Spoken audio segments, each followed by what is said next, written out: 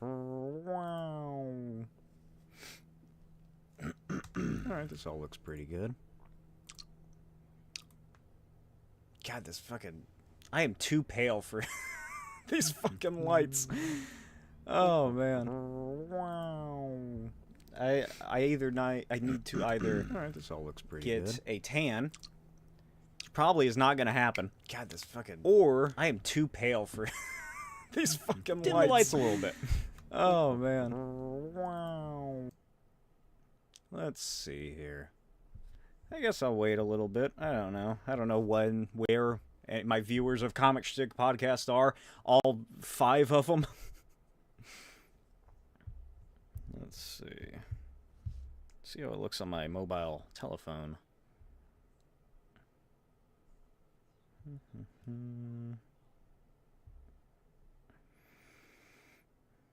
That doesn't look bad.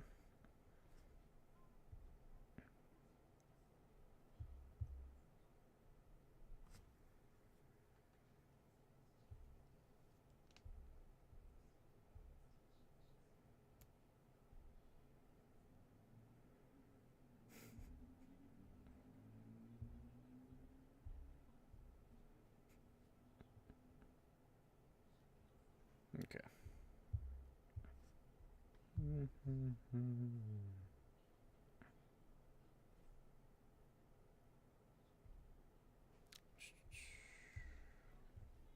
All right. I'll just get right into this. This is pretty much going to be an extra episode. This is the most incongruent episode I think I've ever done of this podcast, so get ready for what's about to happen, as you can tell from the title.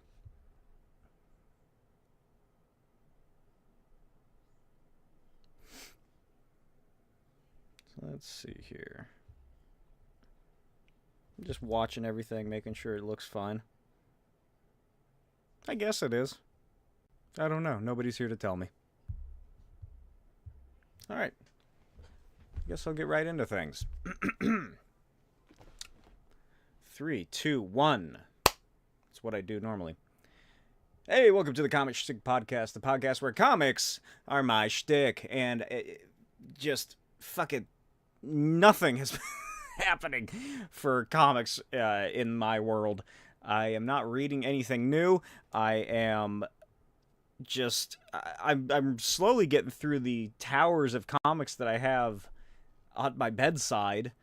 Currently, I am reading through Multiversity, so that's neat. I've never actually read all of the issues, you know, like in order or by them or together like this. Let's put some hashtags in here. I just remembered that I forgot to do the hashtags in the video title, because this is a live episode. Marvel Comics. There we go. This doesn't count as my one Google for the episode, by the way. So, yeah, I am going to eventually get around to reading Savage Dragon. I've been binge listening to Savage Dragon, well, Eric Larson, I should say, podcasts, interviews. He's a really cool guy. Seems like out of all the image creators, he is definitely the most likable of all of them. He's definitely not a prick. Hey, nerd man. Hello. So I've been watching Eric Larson. I have been interested in Savage Dragon. I've had the first archive volume, which is issues 1 through 21, I think, in a big, like, phone book style paperback collection. It's printed in black and white, so it's cheaper. And I am eventually going to get around to those. But I've just been so interested in just seeing the 30 years of Savage Dragon, hearing Eric Larson talking about it, that I went and ordered all of the whole other 10 or 11 collections that are there. I think it was 10 other editions of the Savage Dragon archives. So I'm waiting for those to get shipped out. And once I get through Multiversity, then I will be reading through Savage Dragon issue 1 to whatever the last archive collection was. So I'll be doing a similar thing to how I started the podcast with Daredevil, where each episode I cover Daredevil, and now I will eventually be doing it with Savage Dragon. Hey, Johnny, what's going on? Shout out to Ligma Cox. Is there a Ligma Cox here? Don't turn me into Moe from The Simpsons, Johnny. You're no Bart Simpson. Prank calling me. I know your games, people. I know your Ligmas and your Sigmas and your Cox and your Rocks. I'm hip. I'm with it. So that's what I'll pretty much. That's a fair amount of the comic book topics that I have to discuss. As some stuff later that I have nothing to base it off of because I'm not reading them. But we'll get to that when we get there. The Crow reimagining of the 1994 cult classic is what this article was called, but I think it's more of a reimagining of the comic book that the 1994 cult classic is based off of. Is going to be in theater. Oh my god, it's going to be in theaters in June 7th, 2024. I didn't realize it was coming out this year. Never read The Crow, never watched The Crow movies. Is there one or two of them? I can't remember. But I never bothered watching them. I don't care. I don't care for The Crow. I've seen people sort of discuss them. Thank you, Johnny. But honestly, though, there is no better man than me. I am the peak physique and peak human form. I'm the veritable Superman, and you can quote me on that. So, The Crow. What is The Crow? He's like... This is me basing it off of my very limited knowledge of The Crow. Isn't he some sort of man who died and then was brought back, almost like a more emo ballet version of Spawn or something like that? Something along those lines. Like he's a guardian of the dark souled, something like that, I think. And there's a version of him that has the tattoos, and now this version has the tattoos, and he has the little eyeball nipple tattoo that everybody hates and is ragging on. Who is it? What's his name? Bill Skarsgård. Okay, I don't know how... I don't want to waste my one episode Google for this, but in my notes I have starring Bill Skarsgård and FKA Twigs. What is that? Is that a person? What is that? What? I don't know what that... Did I just mess up while typing something? Yeah, he's a spirit of vengeance, pretty much, is the Crow. The ambiguously charactered Crow. There were 5 Crow movies? Is that what you're saying, Nerd Man? My god. That's way too many crows. That's a whole murder. Oh god, I'm choking. Now you won't get to you'll have to experience my coughs. Now that I can't edit them out. Let's see, what is happening? What are you saying, Jonathan? God, stop calling me an old man. I'm only 36. Created an indie superheroine named Jurassic Girl. Oh, that's neat. That's a really cool idea. So she turns into dinosaurs, I see. I like that. God almighty, 5 Crow movies? What the fuck? Well, I'd hope that the Crow is the main character of the fucking Crow movies. I don't have any bananas. They went bad. I only ate... Why? Everybody fucking... I still see people bring up the banana thing. I only started one episode out of all the 100+ episodes of What Is... eating a banana. And now I still get people talking about it in the comments. But yeah, The Crow. Cool. There we go. I think what I'm going to do for these live episodes, for the 3 people watching, is I'm going to... I'll do viewer questions and discussion at the end, I guess? I don't know. I'll figure something out. Hello, Rocket Cat 86. That's been a long time since I've seen that little wavy face. I dig it, because I'm an old man, according to Johnny over here. Anyway, that's The Crow. Who cares about The Crow? Does anybody care about The Crow anymore? I don't really know. Let's move in to some Star Wars stuff. And by Star Wars stuff, I mean a shocking amount of canceled video games. Star Wars FPS from Respawn Entertainment was canceled. They were the Titanfall creators. Really, there's not a whole lot of information out about that, was there? Nerdman, your friend is a weirdo if he loves The Crow, and I'll say that right now, knowing nothing about your friend or The Crow. It's like The Mask, starring Jim Carrey, is what you're saying by how the Crow title gets passed along. Oh, so does that mean... So based on that, I assume... Are they going to try and tie this... Going back to The Crow, I'm doing a lot more Crow discussion than I thought I would. I wonder if they're going to try and tie it into the original film. Because whoever was the first Crow, which one did Brandon Lee die in? Was it the second Crow movie? Or was that just the full first Crow movie? I cannot re-Crow. But if it's like The Mask, if The Crow is anything like The Mask, then multiple people... Oh, it is based off the first character? Oh, that's boring. They should have... If they're trying to make The Crow again, this is the most time I think I've ever in my life that I've said the word Crow.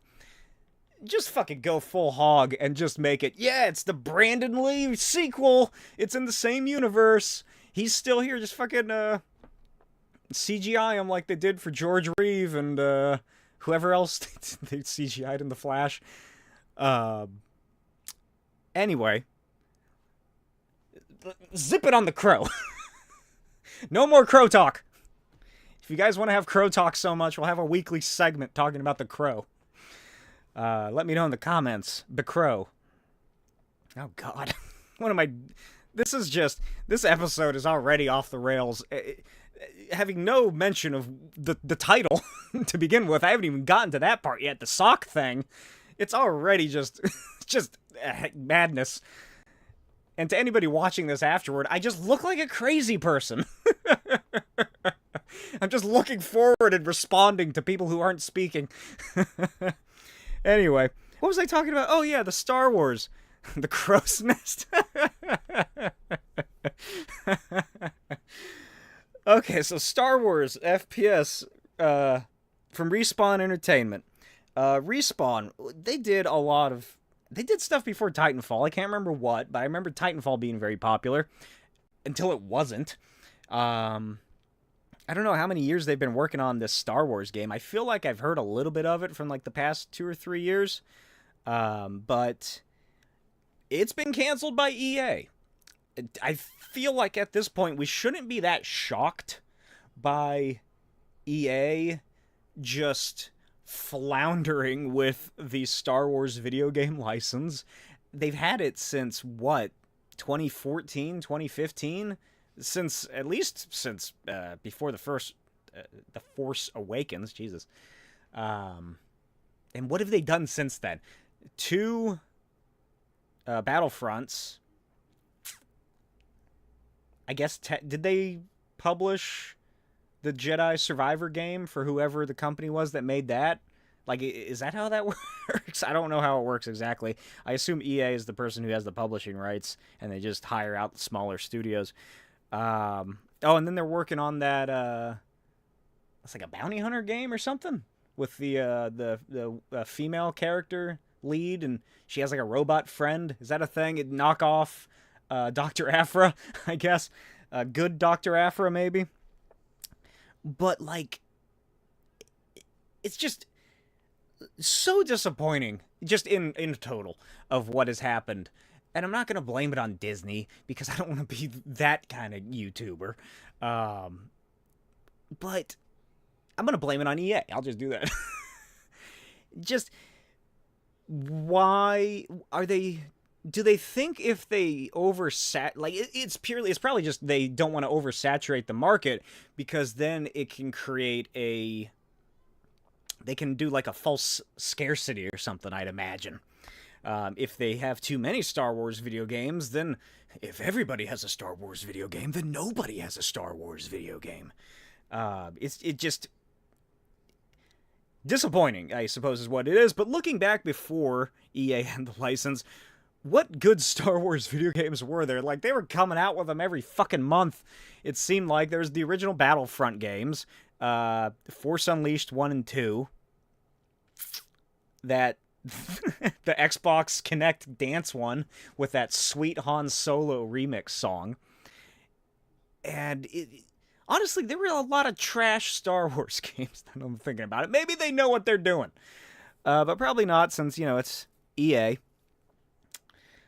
But good news, I suppose, in the Star Wars-related sector of this quadrant is that they now have announced last week, Night Dive Studios is apparently remastering, or they have remastered Star Wars Dark Forces. The Kyle Katarn boy. He has the giant shoulder pad. He looks like if Rob Liefeld did a Star Wars character. It is apparently Star Wars Dark Forces #1, because I think there's 2 or 3 of them. They have been it has been remastered and is available now for consoles and PC. That is like, well, I'm not going to say that's the one Star Wars game I haven't played, because there's a handful of them. But that's like the big popular Star Wars game outside of like KOTOR, which has already been canceled. Knights of the Old Republic remaster got canceled a couple of years ago. So don't get your hopes up on that. But, like, why did that one get canceled? And why didn't Dark Forces get canceled? Is it because Dark Forces was just like a simpler game to do? I haven't seen anything regarding Dark Forces Remastered. I haven't seen any discussion about it. I suppose I haven't really sought anything out either.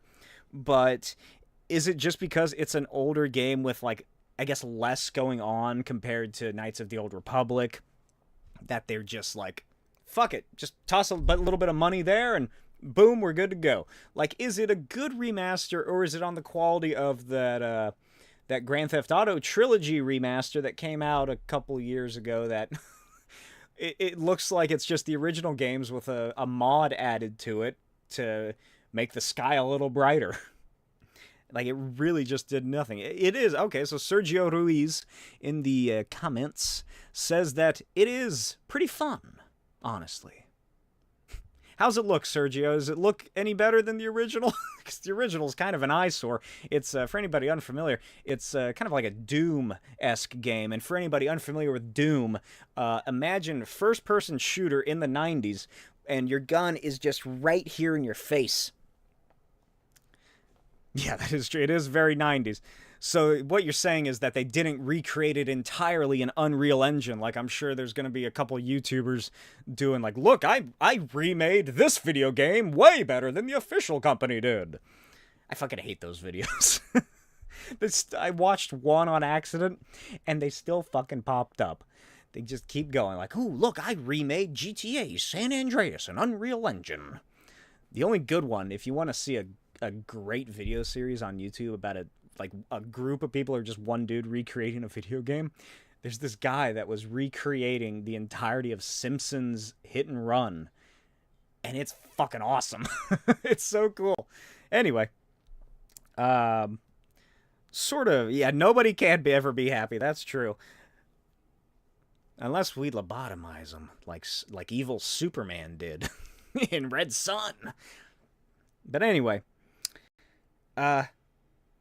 Star Wars Battlefront Classic Collection. So, they're bringing them back. They're bringing back all the hits. Let's see, what do you guys say? It's more updated. So here, breaking. Word from across the pond, through the wire. Sergio Ruiz says, it's more updated, some textures. I guess because I never finished it as a child, it drove me to purchase it. Yeah, I have the original sitting in my Steam library for like the past 10 years, maybe. I don't think I've ever actually played them. It would have been cool if that team would remake MK. I assume that means Mortal Kombat. Yeah, I'm surprised that there hasn't been a real Mortal Kombat remake. Mortal Kombat, they got I still can't snap. They got fucking what's his name, Peacemaker in there, and people are complaining about that too. But anyway, Star Wars Battlefront Classic Collection, which is let's see here, Star Wars Battlefront 2 from 2004 and 2005. The craziest thing about those two games is that they came out a year between each other. That's like, I don't know what I was going to compare it to. Anyway, that's like Star Wars, the original two Star Wars Battlefronts coming out within a year of each other is the video game equivalent of Peter Jackson's Lord of the Rings trilogy coming out 1 year after another. Prove me wrong. Oh, yeah.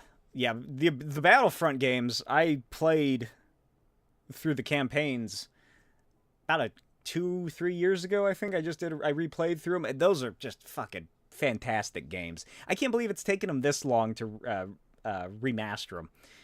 I can only guess it's because they really needed to get their hooks into that cash cow of nostalgia that was, look, we're releasing a new video game called Star Wars Battlefront. I mean, no, it's not the original game, and it's nothing like the original game, but it has the same name. The EA versions, right? Those are fun. Those are fine. I'd like the campaign in the second one, although I kind of wish that Iden Versio, I believe is her name, had not switched to the good guys and not switched to the Rebel Alliance. I was kind of excited to see, like, oh, this is interesting.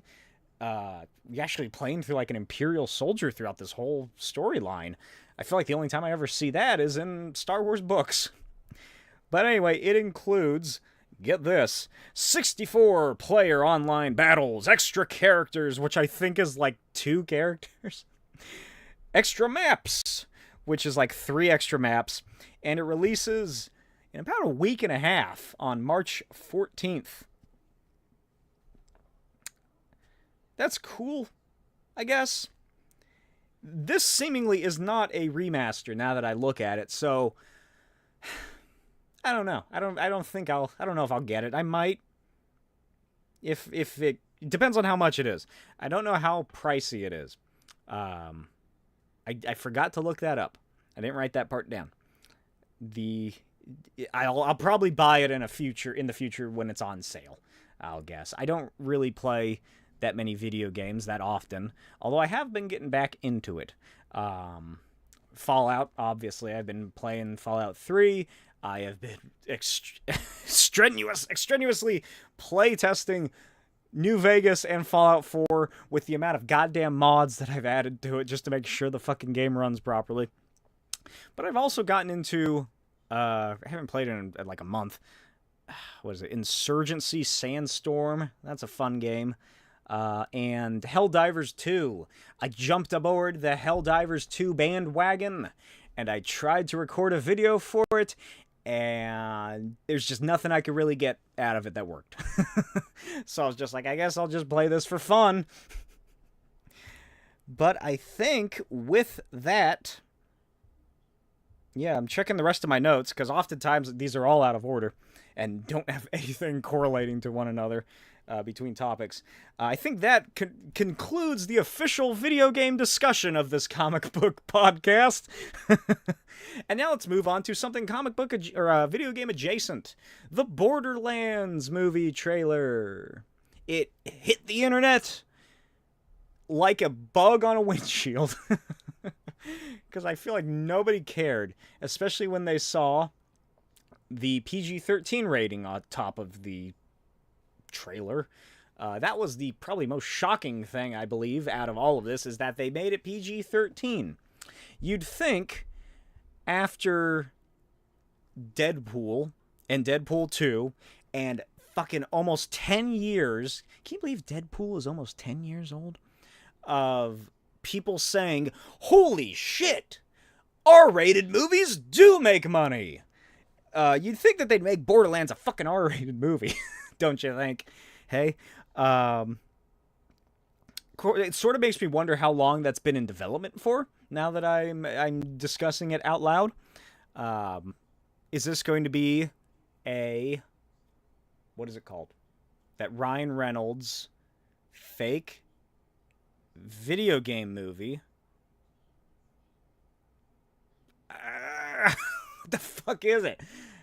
Free Guy. There you go. I got it. Free Guy. Fucking that movie. Is it going to be that situation where the script sort of sits around for a little bit and some of the stuff's a bit outdated? But it's Cate Blanchett as Lilith.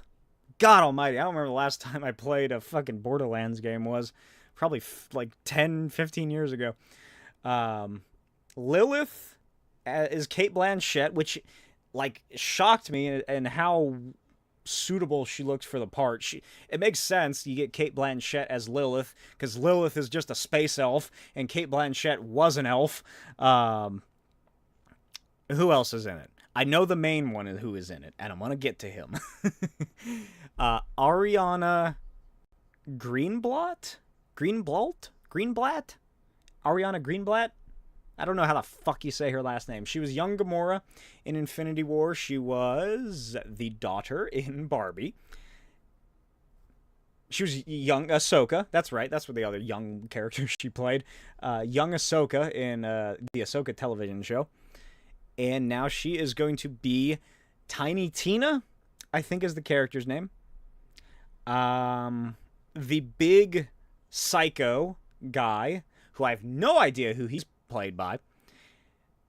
Jack Black as Claptrap, which I feel might be, aside from Cate Blanchett, the only role that really works well. I am kind of disappointed that they didn't get Brick. If anything, I'll get Dave Bautista to cameo as Brick or something, the big bruiser from the first game. And of course, what lit the world ablaze, the Chris Pratt of I don't know where I was going with this. I can't think of what that would be associated with. The Chris Pratt casting of the film, I guess we'll call it, is Kevin Hart playing whatever his character's name was in Jumanji, where The Rock plays him as Roland. It's Kevin Hart doing his Dwayne The Rock Johnson impression as Roland from the first Borderlands video game. I also never finished a Borderlands game, Rocket Cat. It is a very fun designed world. I think the second one is where it sort of falls, or no, is it the third one that falls apart? I think the third one kind of falls apart, because that's the one where you go to the moon, and it has, oh man, I remember years ago, I was getting into all the drama behind the third film, and, I don't know who the fuck will remember this. Hey Ash, what you playing? That guy, the brother of Ash, he like, I think she voices Tiny Tina now that I think about it. He like was like the head writer of the third video game, and oh goodness, you want to see some fucking, you want to drink some tea, you want to see some goddamn internet video game drama, go look up that stuff from like whenever that game came out. Holy shit, that was a lot going on. But Kevin Hart, I think, he's obviously the standout character, actor, guy, because it's Kevin Hart. Just like Dwayne Johnson, I don't really care for Kevin Hart. I liked a couple of his stand-ups when I first heard him, like 10 years ago or something. The classic, say it with your chest, and you do you, boo-boo. I remember those were, whatever stand-up routine that was from, that was the classic. But I really can't think of the last thing I enjoyed that had Kevin Hart in it. He is pretty much on the same level as Dwayne Johnson for me, in that he just acts like himself for every fucking movie that he's in. But he is just doing his Dwayne Johnson impression from the first Jumanji, a movie that I did not see until about a year ago. I saw the second one before I saw the first one, and they're fine movies. The second one, although, is far superior, because I do enjoy Kevin Smith. Kevin Hart doing his... Who does he do an impression of? It's either... Oh, no, never mind. I'm thinking of Dwayne Johnson doing his Danny DeVito impression. Is that right? Is that the characters that get switched around? Those were fun. But anyway, yeah, Borderlands. Fucking talked about that enough. Let's get rid of that.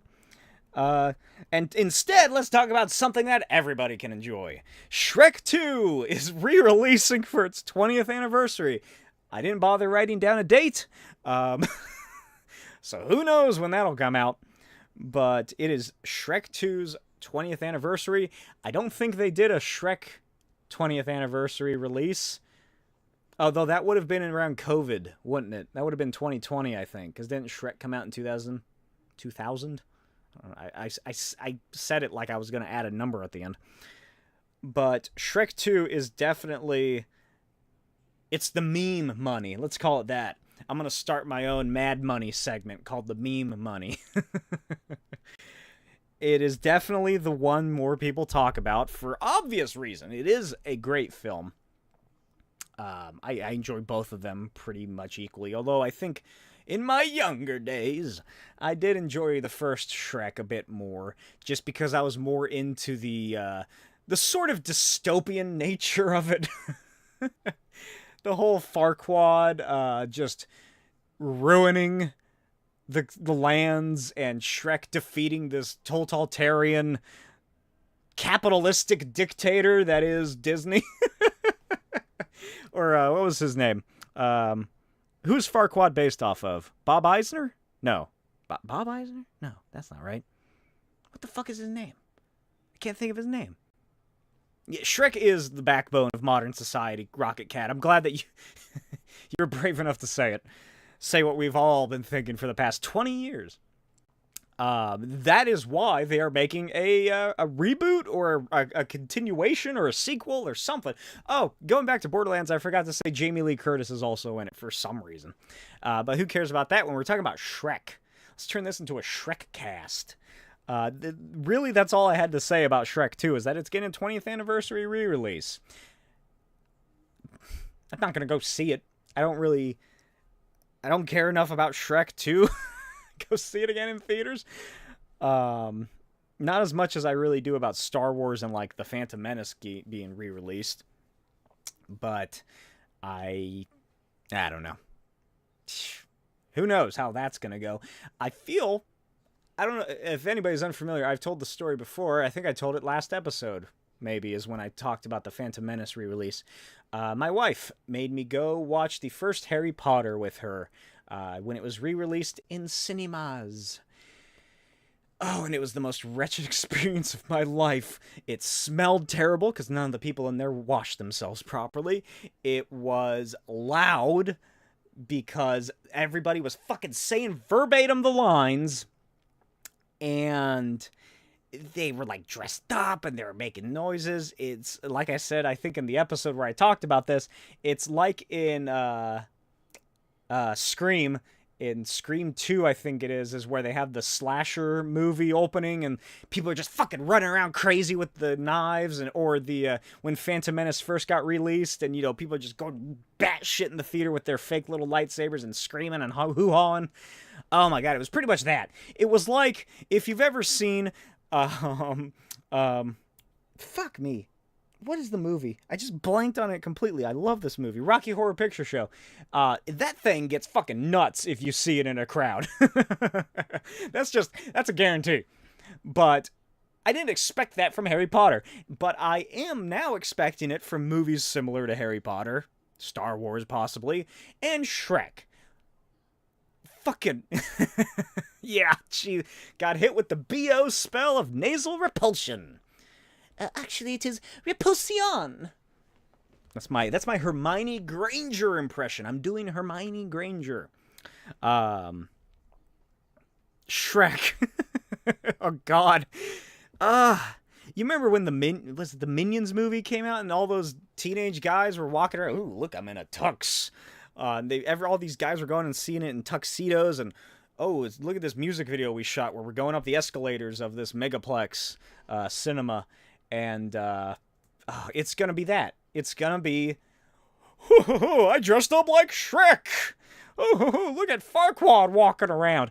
Although, if you've ever seen the Shrek live stage performance, you will know how great the person who plays Lord Farquaad is, because he walks around on his knees, and he has little fake dangly legs that he puppets around. Oh, God, don't remind me of Mr. Beast. The only time I want to be reminded of Mr. Beast is if he's going to give me money for free and not some sort of insane challenge that just brings forth to the mind the faults of capitalism. But, oh God, Shrek 2 being re-released, it's gonna be just gross. It's gonna be like you're going to a swamp. I saw something which was like, what was it? It was some sort of new AI-related video game, like Smell-O-Vision 4D experience, where it was like, oh, this new device is going to allow you to hear and smell the bullets ricocheting, the explosions, the napalm. I don't know how true this is, but that's ridiculous if it is. You burn your nostril hairs with the smell of fucking napalm. But, oh my God, if you go to a Shrek theater re-release showing and the theater's full, there's no doubt in my mind you're going to experience it the proper way, which is smelly and loud. Which one is Shrek 2? Oh, there's probably going to be, it's going to be furries, I'd imagine, too. People dressing up like Puss in Boots. What else happens? In Shrek 2, there's the dance scene, the music scene. Oh, I will be getting to that, Tactical J. I'm just too busy talking about talking about Shrek 2. After we spent 30 minutes talking about The Crow, and now 40 minutes talking about Shrek. I will eventually get to the whole Superman thing. Okay. Oh, God. Like I said earlier, these fucking notes are out of order, so let me try and figure out this list that I have. Alright, we're done with Shrek. Shrek is done with. Shrek is dead. Move on. Or whatever Kylo Ren says. Let's see. The Thunderbolts has begun filming. Thunderbolts, the Marvel's Suicide Squad, which I'm sure is what every person who, you know, isn't familiar with comics but has to make an article about this comic book movie is gonna say if they haven't done that already. Fucking Rich Johnson or whoever, comicbooknews.com, is that what it, comic book resources, they're gonna make their little AI written articles about how, like, the versus match between the Thunderbolts versus the Suicide Squad. Ooh, who wins? Who would die? I'm surprised that hasn't already happened. Deathmatch! Yeah, it started filming. I feel like I remember seeing a leaked plot outline about it, or, you know, a rumored one. I've talked about it before, how just the comic book leak / rumor little microcosm of the internet is just fucking insane. It's a crazy sight to just behold and think about, because, like, I guess, you know, comic book movies are not niche. The nerd has won. Comic book movies are popular. They are the zeitgeist.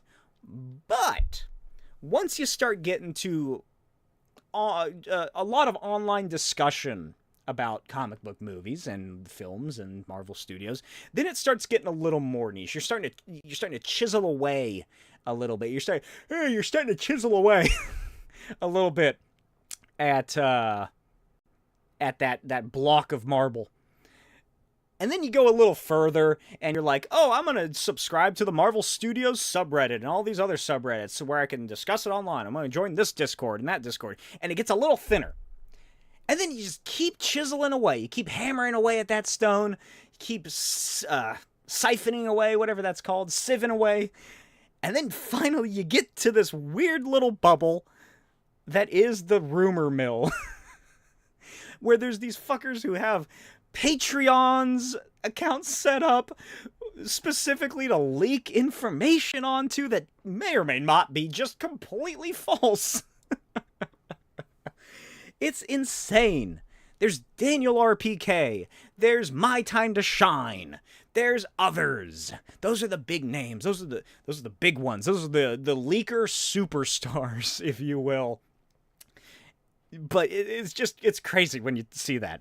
But yeah, Thunderbolts is starting. Sebastian Stan, fucking, what's his name? A Marvel Marble. Yes, thank you. Fucking Hopper from Stranger Things. David Harbour, Mr. Hellboy himself. Ghost. Who else is gonna be in it? Yelena, Florence Pugh. Who else? I feel like I'm forgetting some. What's her name from Seinfeld?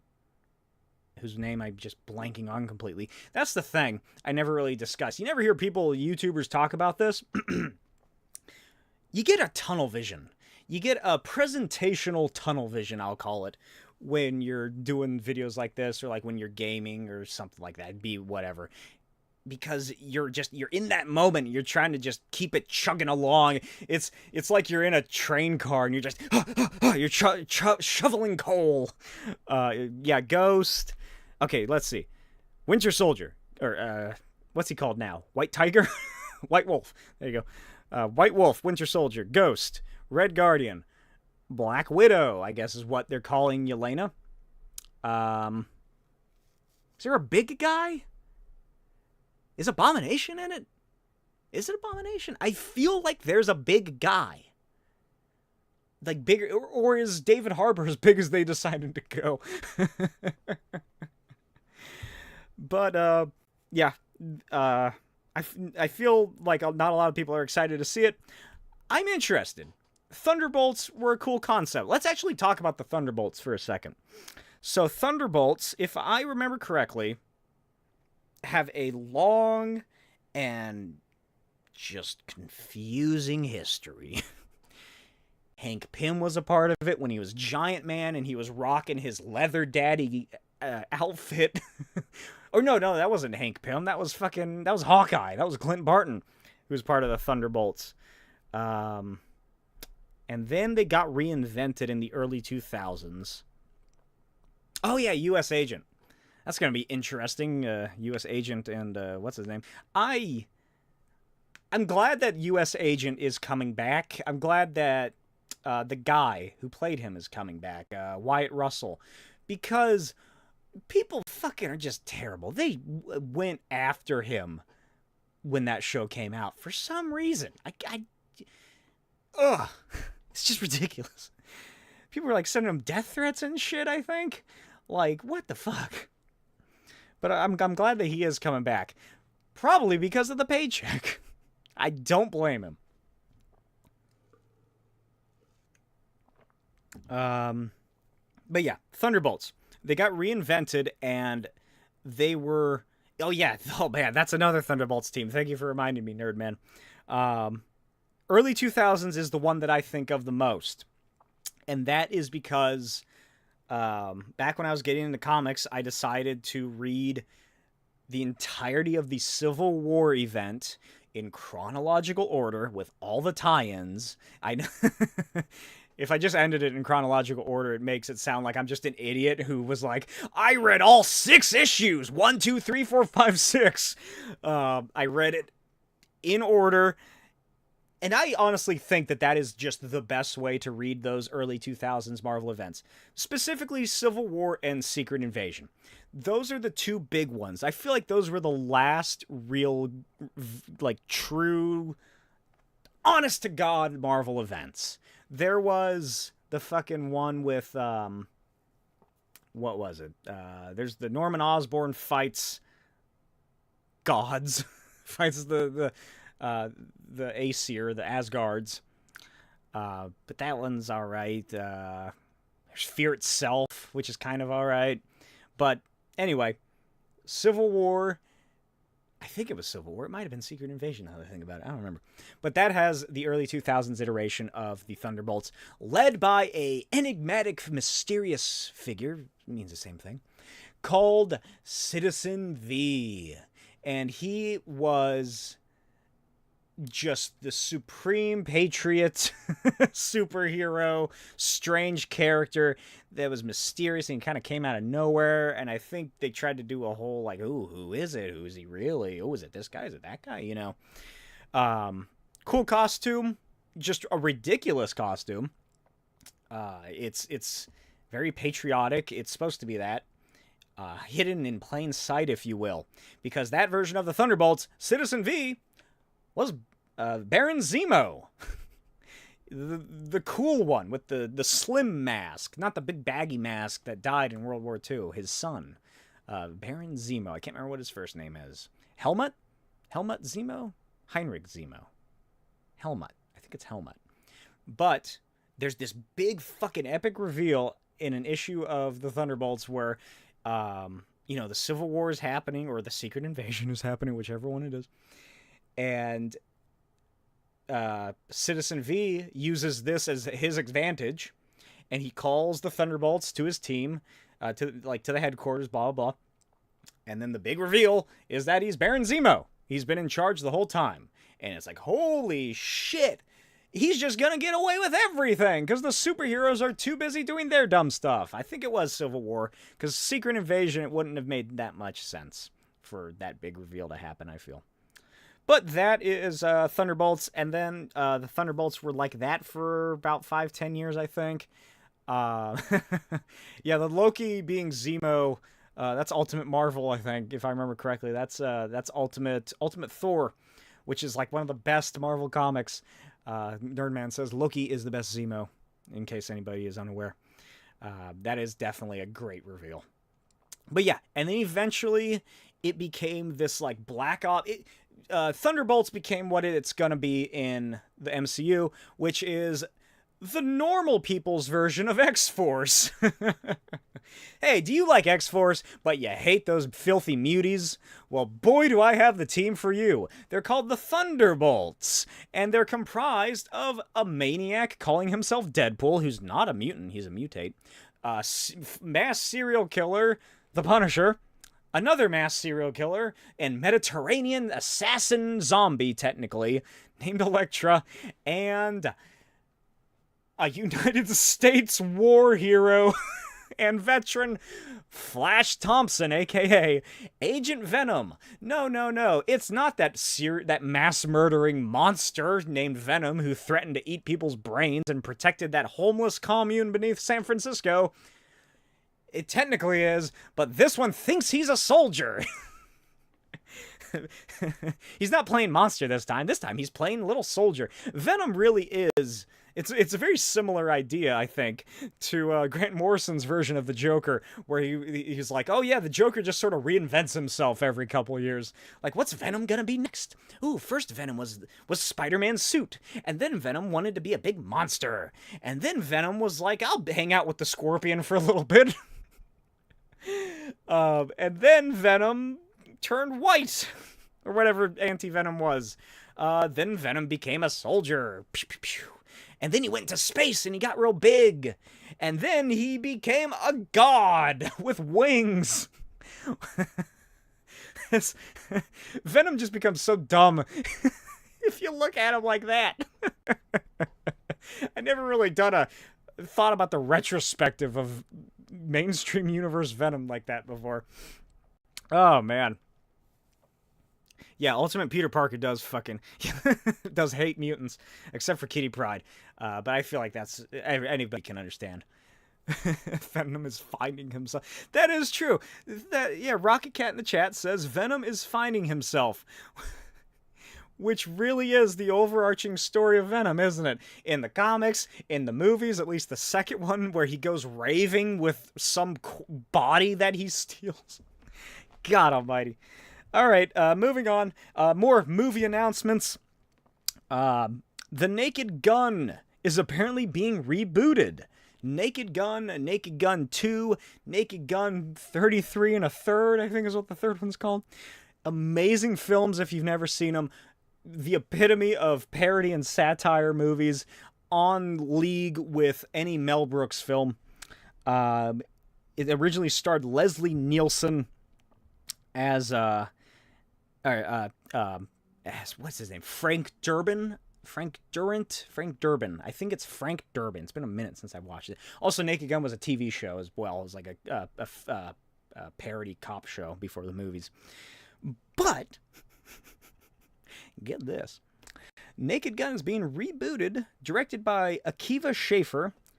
I don't know why that sounds so familiar. Who is that? And produced by Seth MacFarlane, starring Liam Neeson. Did they just get Liam Neeson because his name is similar to Leslie Nielsen? Leslie Nielsen, Liam Neeson, Liam Nielsen, Leslie Neeson.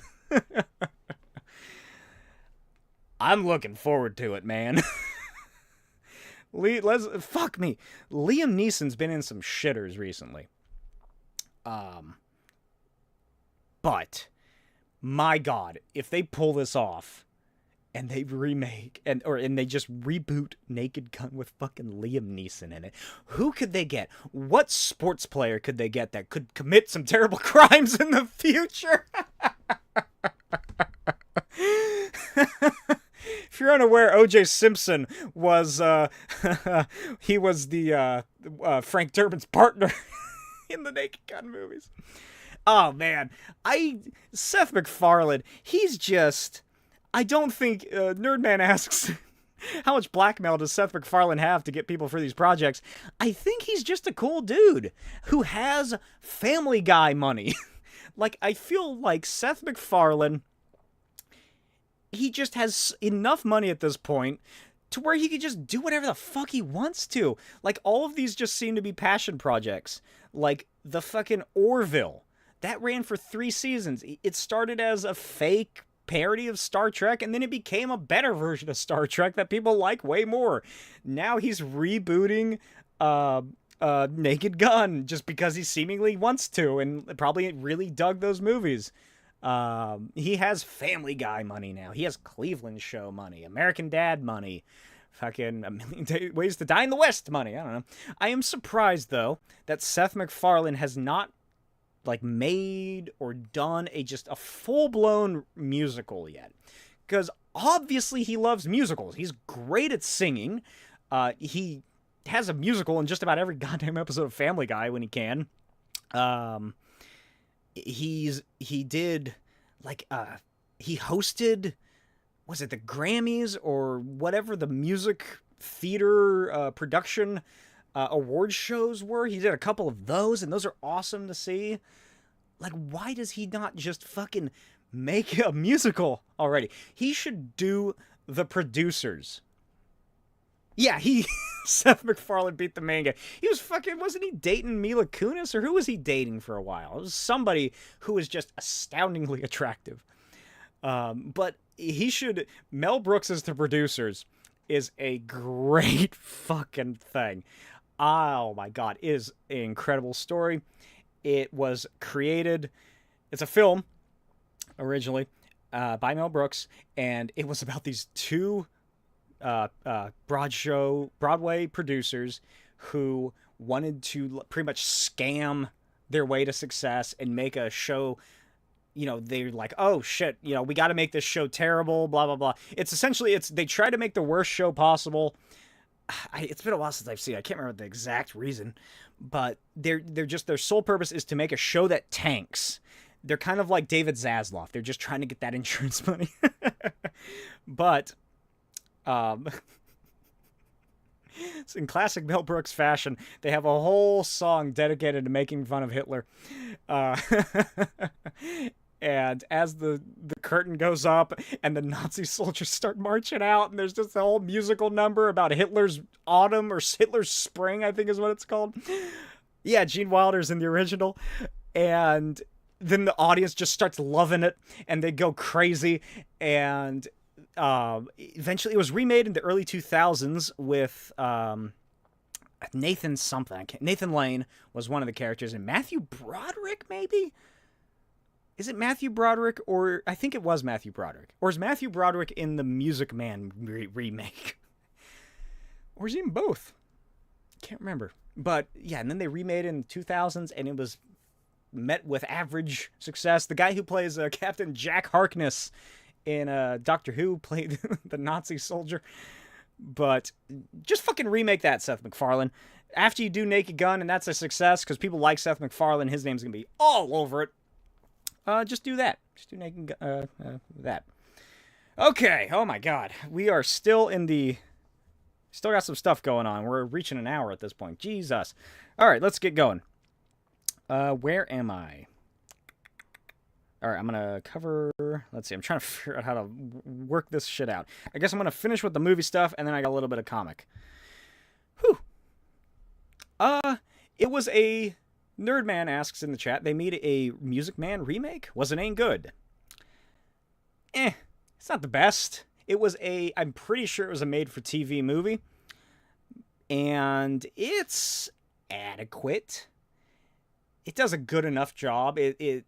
I feel like it nicely recreated or, remade the original. The original, my main issue with the original is that it's just so goddamn long. And a lot of the songs in the middle can just be cut out. But I prefer the original.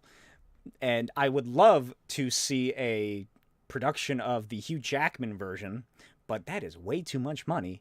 And from everything I see online or saw online when Hugh Jackman was doing it on Broadway, it goes back to my mass hatred of crowds in showings for theater or movies or what have you, music concerts. And that is when Hugh Jackman comes out, or when he reveals himself. Oh, okay. The Music Man, the main character, he reveals himself by putting a newspaper down. You see his face, and oh my God. Fucking that happens in the show with Hugh Jackman. Whoa! Oh my God! They're whistling, they're clapping, they're fucking losing their goddamn minds in the audience, and it goes on for like 3 minutes, and then everybody else just has to fucking sit there awkwardly as Hugh Jackman has to sit there awkwardly, and he's like, come on, you fuckers. I'm doing this for the love of theater. This is a terrible Australian accent. God, it's just awful. But, I think Hugh Jackman, I'll say this, a controversial opinion, he's too jacked for that role. But, all right, let's move on to more movie-related stuff, more television media. Let's see, where was I? Batman the Caped Crusader character designs were leaked just a couple days ago. And the most exciting thing about this is that, okay, if you're unaware, Batman the Caped Crusader is... it was a show that worked on by the director of the Batman film and a couple, Kurt Brubaker, I think, is writing it along with another big comic book name. It was going to be on HBO Max, and then it was going to be on HBO, and then Warner Brothers Discovery decided that they did not want to have anything to do with the spiritual successor/sequel to the most critically acclaimed animated cartoon for superheroes of all time, Batman the Animated Series. So they sold it off to Amazon. At least Amazon got that one because, a little tangent here, the Wile E. Coyote movie is seemingly never going to be seen. Because Warner Brothers Discovery, they said they would auction it off. People placed bids. Warner Brothers Discovery, without revealing how much money they wanted, said nobody put a bid that was close enough to warrant their taking of it, their offer. Even though they didn't make it they didn't have any baseline, and they refused to elaborate. But yeah, so the character designs were leaked of both Batman and a couple of his rogues gallery. So let me bring them up on my phone. So the Batman design looks very similar to the original Bill Finger classic design. He has the sort of angular, sharp, curved ears. Oh, it is getting hot. I got a new light. Oh my God, it's bad. And I got both lights on. Fuck me. He has the smaller emblem. It looks far closer to Tim.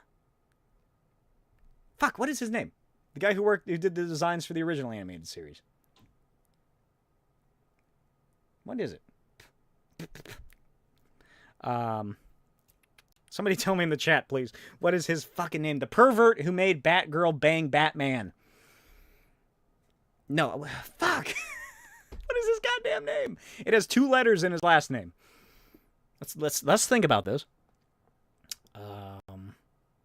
fucking whatever his name was. The original, it looks so much closer to the original art design of the old animated series than I had ever anticipated it to look. I thought it was going to be sort of more in line with the new DC animation style, but just looking at these character designs, it's almost an amalgamation. The villains look a lot closer to the original animated series design, and a couple of the good guys look a little closer to like Brave and the Bold a bit. And I'm not just saying that because Catwoman has the same outfit. But the most important thing to take out of this is that Fat Alfred is in this. Holy shit. I lost my marbles when I saw Fat Alfred fucking just hanging out in the background of one of these screenshots. For anyone not in the know, Alfred Pennyworth, originally called Alfred Beagle, I believe, was a fat, portly butler for Bruce Wayne who solved mysteries and crimes on his own time. There's issues well into the 60s of, at the end, like it's little backup stories of Alfred with a little monocle and a deer hunter hat, solving crime, or not even crimes, it's just weird mysteries that he's taken part in. And I am so happy that they did Fat Alfred. I always, if I ever get the chance to work at DC Comics, which I doubt I ever will, I want to make my own version of Batman and have Fat Alfred be his butler. Because I love it so much. But yeah, so Alfred's going to be fat. Batman looks like Batman. I hope he has the purple gloves, although I wouldn't put it against him if they don't do that. It looks like a purple gloved Batman. But the others are Two-Face. I'll go down the rogues gallery. Two-Face, Gentleman Ghost, Natalia Knight, Onomatopoeia, Harley Quinn, Clayface, and Catwoman. For some reason, Renee Montoya is also on this image as well. I don't know why she was one of the characters that was released. But yeah, the Two-Face design, it's far more garish looking. It's horrific. He looks like a ghoul from Fallout. He looks like what would actually happen if a dude got acid thrown on his face. His skin doesn't turn green. His hair's not white. Although, actually, his hair is kind of grayer on one side, but it looks like it's gray and dead hair follicles. And oh my god, it looks like Swiss cheese. But he's so handsome on the other side. If you just look at it halfway, he kind of looks like Patrick Bateman. Let's see. Gentleman Ghost. Looks like a ghost. It brings to question whether or not ghosts are going to be real in this universe. I'd have to imagine they are, since Clayface exists. And I wonder if Hugo Strange is going to be in it. And what if they do, what was it? Was it the Red Monk, I believe? Was like an early Batman tale that got really fucking weird and supernatural, where he goes to this giant castle and it's this fucking monk that's like a vampire or something, I think. What if they do that? That'd be cool for an episode. But yeah, Gentleman Ghost is there. He's blue instead of all white. Natalia Knight is a character that I am not familiar with at all, although her design looks like Wednesday Addams, which is what everybody's saying.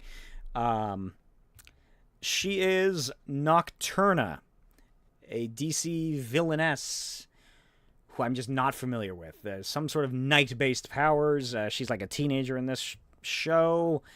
Based on her outfit, I'm going to say she was probably bullied at a private school. Yeah, I think it's very much going to be a middle ground of realistic and fantasy, which I think is one of the best ways to present Batman. I've gotten so tired of Batman is grounded and realistic, which the Batman started to get away from by having the weird, out-of-time 1940s meets 2020 sort of Gotham City and their weird little clockwork technology that Bruce is using to spy on a contact lens with Selina. But yeah, I'm looking forward to this, to more out of time strangeness. I hope. One thing I do hope about Cape Crusader is that there are blimps in the air. Police blimps, please. Onomatopoeia, he looks like his cartoon or his comic book version, except he's just wearing a snazzy little suit and hat. Renee Montoya. She doesn't look as grizzled as I'm used to Renee looking. Catwoman is fucking unlike everything else that we've seen, I think, from these very limited leaks. It's all, like, if you look at the images that I am, it's all very noir. Except for Catwoman, who is just wearing her first appearance costume. The purple dress with the green cape and belt and the mask.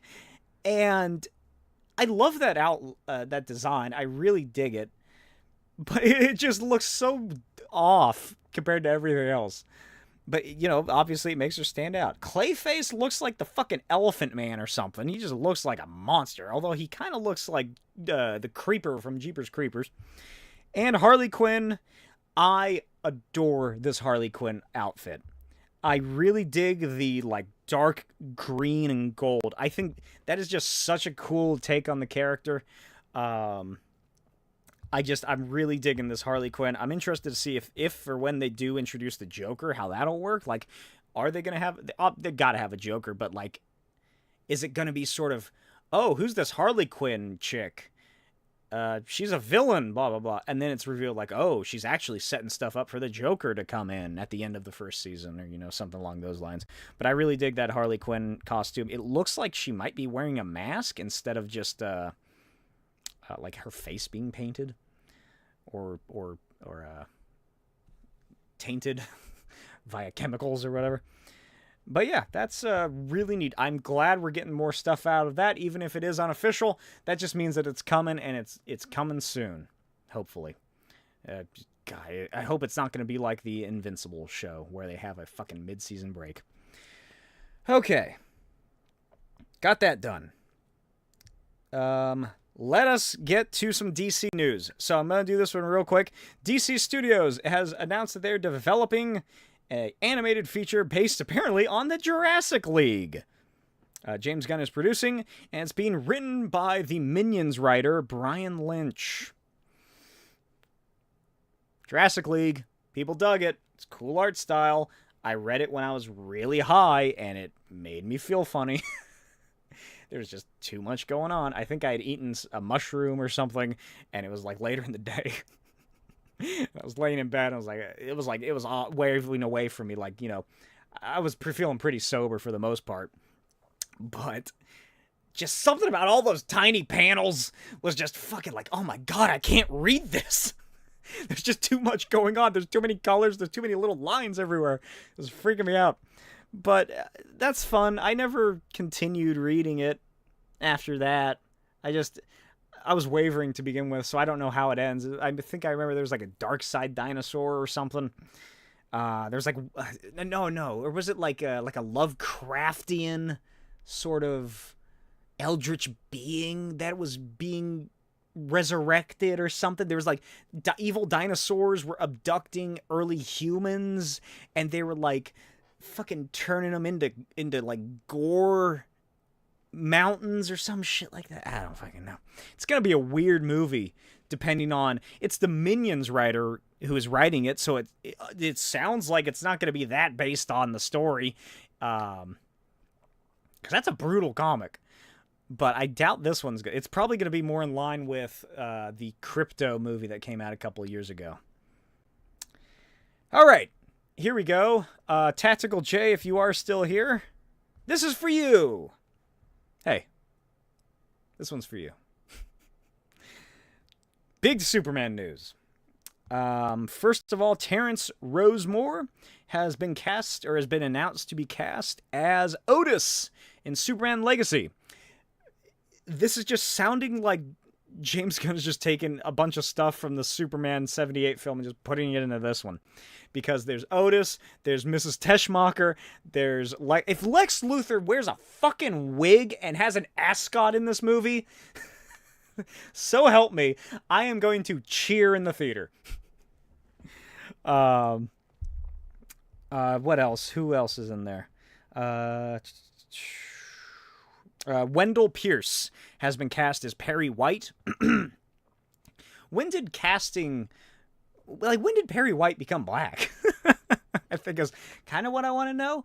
Like, I don't care if he's black or white or whatever. I don't care if they cast, as long as they cast a cool guy who can do that sort of grizzle, like sort of lovable big teddy bear, angry editor-in-chief who says Great Caesar's ghost. Like, I don't know, like, did it start with Lawrence Fishburne, or were they doing it in the comics too? Be funny if it's in his closet as an Easter egg. What did I say that would be in a closet as an Easter egg? What did I say? Oh, his ascot and wig, yeah. But yeah, I don't know who Wendell Pierce is. I don't know who Terrence Rosemore are, but I have plenty of faith in James Gunn. James Gunn did the best films of Marvel's cinematic universe. He did the best DC film. I love all of his work. I am so excited for this Superman movie. I cannot wait. I am perfectly fine with that. It began principal photography on the 29th of February, Superman's birthday, and it is now titled Superman. They pulled the Facebook and got rid of they got rid of the legacy, which makes sense because that title just has never made any sense from the get-go. Unless, like I hypothesized very early on, it would have something to do with Jonathan Kent being in the picture already, and it's sort of a father and son tale. But that is clearly not what they're going for. So it makes so much more sense to be Superman Legacy, and then you get people being like, oh, Superman Legacy, does that mean Henry Cavill is going to be in it? And then you'd have to explain, like, no, Henry Cavill was the old universe, nobody liked that one, it didn't do well financially or critically. He's doing Warhammer 40k now, after he quit The Witcher. And then, of course, they ask what Warhammer 40k is, and so you have to start explaining, well, you see, Warhammer 40k, there's the Emperor of Earth, and he said not to be religious, but then everybody became religious and they fight orcs, and then they're like, what's an orc? And when you go, well, you see, in mythology and J.R.R. Tolkien, he made these things called orcs, and so on and so forth. Where was I going with this before I got off on that stupid, unfunny tangent? Oh yeah, the name. Superman works. It's fine. If anything, I hope that they recreate the original poster and trailer for the original Superman 78, which you haven't seen it, go watch it. It's great. The tagline for that film, you'll believe a man can fly. There you go. That is I fucking love that film. I had the chance to see it. My cinema, they do like classic reshowings of older films, which is how we saw Harry Potter. They were doing that for a couple weeks. But one year they were showing, they showed the Superman film. And I had honestly never seen it before in completion. I had seen bits here and there. I'd watched like half of it. I was familiar with what happened. But seeing it on a big screen with a nice quiet audience, because I was probably the youngest person in there by like 30 years, which happens to be often when I go to films. It was a fucking experience to behold. How great was Christopher Reeve? George Reeves? Christopher Reeve. George Reeve? Fuck, I hate that. I can never remember. Christopher Reeve. I hate it. I hate that their names are that close. But yeah, it's fantastic. Getting to the logo. So what was it? Let me look back. Hey, Smokey, says Tactical J. I know it's off topic, but what do you think of the Superman S logo that James Gunn is using? Do I like it or not? So, I really dig it. I like that it is the Superman logo from the get-go. I will always prefer the sort of classic Schuster / big triangular sort of emblem chest, or the shield, the Schuster shield logos. But those usually only really work if it's a Superman who is wearing clearly an Earth-made costume, which, of course, is what it was. It was a costume made for him by his mom. I love that. I feel like the only time that never really worked was in the Superman and Lois TV show, where it's just like, what the fuck did your mom make that out of? Fucking steel alloy or something? Like, what is your suit made out of, man? But for this, it just works so well. Because previously, it was sort of like I don't think they ever really truly explained Superman in Kingdom Come's universe. Because I don't think there's ever a real prequel to it, aside from where we see Lois Lane get destroyed. I suppose I could have used a bit better term, but really that's what happened. She gets destroyed. I want to grab the book off the shelf. Where is it? Can I see it from here? I don't know where it is. Where the fuck is it? I'll be right back, because I really want to know. And I'm not going to use my one Google for this. Oh, of course, it's right behind a bunch of action figures I have on display.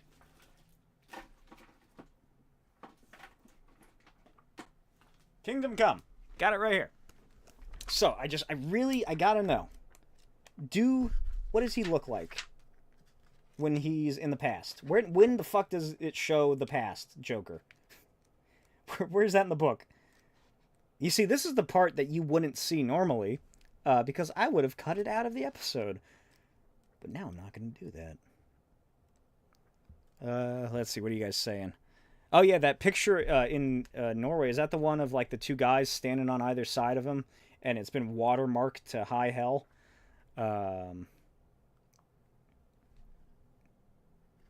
Nerdman, I've made a rule for myself that I only give myself the ability to Google one thing per episode. It was a thing I did on my old podcast, the Cruising Altitude podcast, where a friend and I watched every Tom Cruise movie in order. And I just sort of carried it over because I thought it was the dumb little self-imposed rule. Yeah, so looking at the comic, he has the classic Superman design and ponytail. So it's just weird if you look at that and you're like, okay, for some reason he decided to like redesign the logo to be this very minimalistic S, if you look at it from a certain degree. But I really love the idea that it is that costume from the get-go. It's that logo because it's an alien glyph. It's such a just unearthly looking thing. It's not a literal S, an English letter S. Well, it's a river that stands for hope. You know, it looks like Krypton is at least some kind of different planet than Earth that doesn't use the same fucking alphabet. And I really dig it for that reason. I think it looks alien enough to stand out and be Kryptonian, but it doesn't look weird, and it simultaneously looks alien enough, but not too alien. It's Schrodinger's Superman's logo. But yeah, I really dig that they went with that design. That's really cool. It looks really nice. Although it's interesting that they go with the yellow outline of it compared to just having the red be on the outside and the yellow purely on the inside. But, you know, I get that sort of helps the eye read it a little better as an S for hope.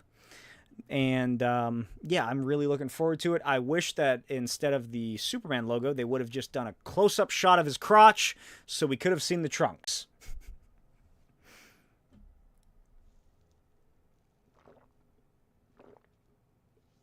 Oh, man. Thirsty. Let's see. What are you guys saying? So, yeah, there's the picture in Norway. You'll believe a man can inspire hope. Nerdman, I would not recommend watching all the Superman movies. I would say watch the first two or the director's cut of the first one, which has a lot of pieces of the second one in it, from 78.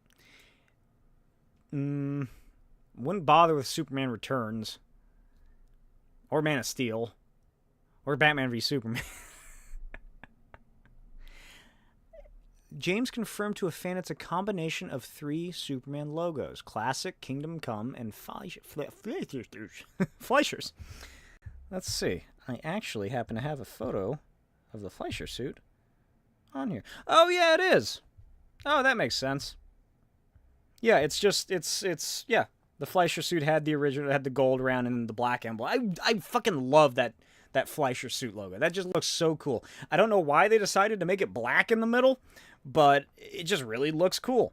And I love the S of the original Schuster design. That's another sort of alien kind of artifact, it looks like. Like you would see it carved onto a fucking plinth in the middle of nowhere where people say aliens have visited.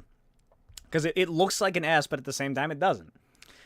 But, yeah, the suit. How does the rest of the suit look, asks Webcam Studios.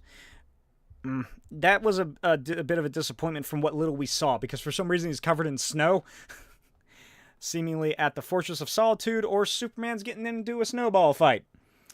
It's happened before. It happened in Superman Space Age that just came out recently. My biggest gripe, now that I've said everything I like, is one, he won't have the trunks. I hope he has the trunks and accompanying belt, be it either they're built into the costume or he's just modest. And 2 is that they're doing that fucking texture again. You know the texture I'm talking about. It's the classic texture that you see on every fucking superhero costume. It's those little almost rivulets of whatever. I don't like it. It makes everyone's costume just look like it was designed by the same fucking person. Kamala Khan's costume looked like that when she was just a teenage girl. Fucking Captain Marvel's costume looked like that. Deadpool's costume kind of looks like that. Superman's costume looks like it. Fucking, who else has a costume? Fucking, it looks like Homelander, everybody in The Boys. It all has that unique superhero texture that I don't jive with. You dig? I'm over that. I don't dig it. We've seen that very comic accurate suits can work, and it's why Guardians of Justice Will Save You, that weird 80s B-movie parody of the superhero genre TV show that came out on Netflix a couple years ago, is one of my favorite comic book shows. It's awesome. And they have costumes that some of them look shitty because it's a cheap show, but most of them look pretty good, and they look like they came just out of a fucking comic. And I really like that. But, yeah, does anybody else have anything else to say about the Superman film formerly known as Superman's Legacy before I move on? Let me know in the comments while I chug what little remains of my water.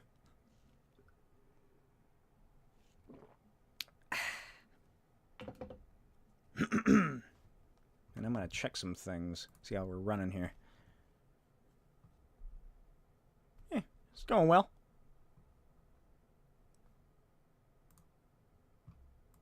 Oops. I don't know what happens if I click on these things. Nothing. That's what happens. All right, let's see here.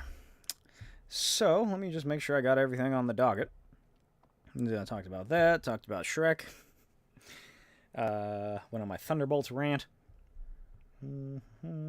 Alright, let's talk about 2 comic book related things before we get to the topic you've all been waiting for, the sock thing.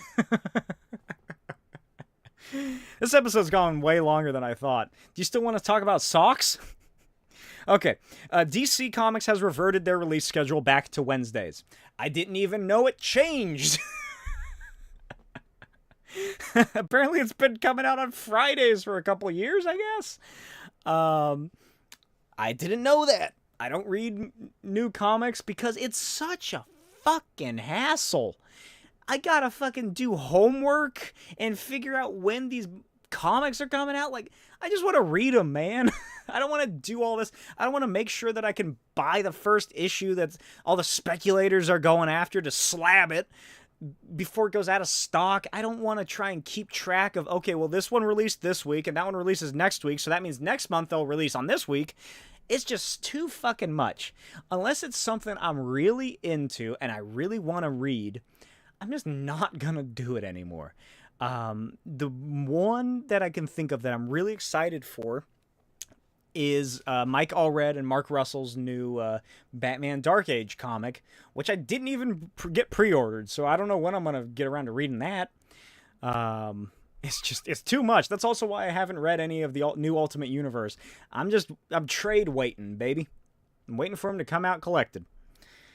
But, yeah, so DC moved their stuff back to Wednesdays. That was a whole hullabaloo that, comic book stores weren't selling them on when they came out because, like, fucking Wednesday is the comic book day. Although, funnily enough, back in, like, the 70s until, like, the 80s, maybe, I don't remember when the switch happened, comics were released every Friday, which makes a lot more sense when you think about it. Friday, weekend, that's why movies do it. But yeah, the other comic book thing on this comic book podcast is some X-Men shakeups. That's why Rogue is in the thumbnail next to a sock. Which I did not realize until I was putting it together earlier. I was like, ooh, you can take this in a very different way. So... the age of Krakoa is coming to an end, finally. This is another reason. I read the first 2 issues. Ow, sorry, I'm taking off my socks because it's getting fucking hot in here. This is a sock-heavy episode. I read, like, the first 2 issues because there were 2 different series that came out for Krakoa, right? It was House of X and Powers of X. And then they just sold out everywhere, and I just didn't bother reading anymore.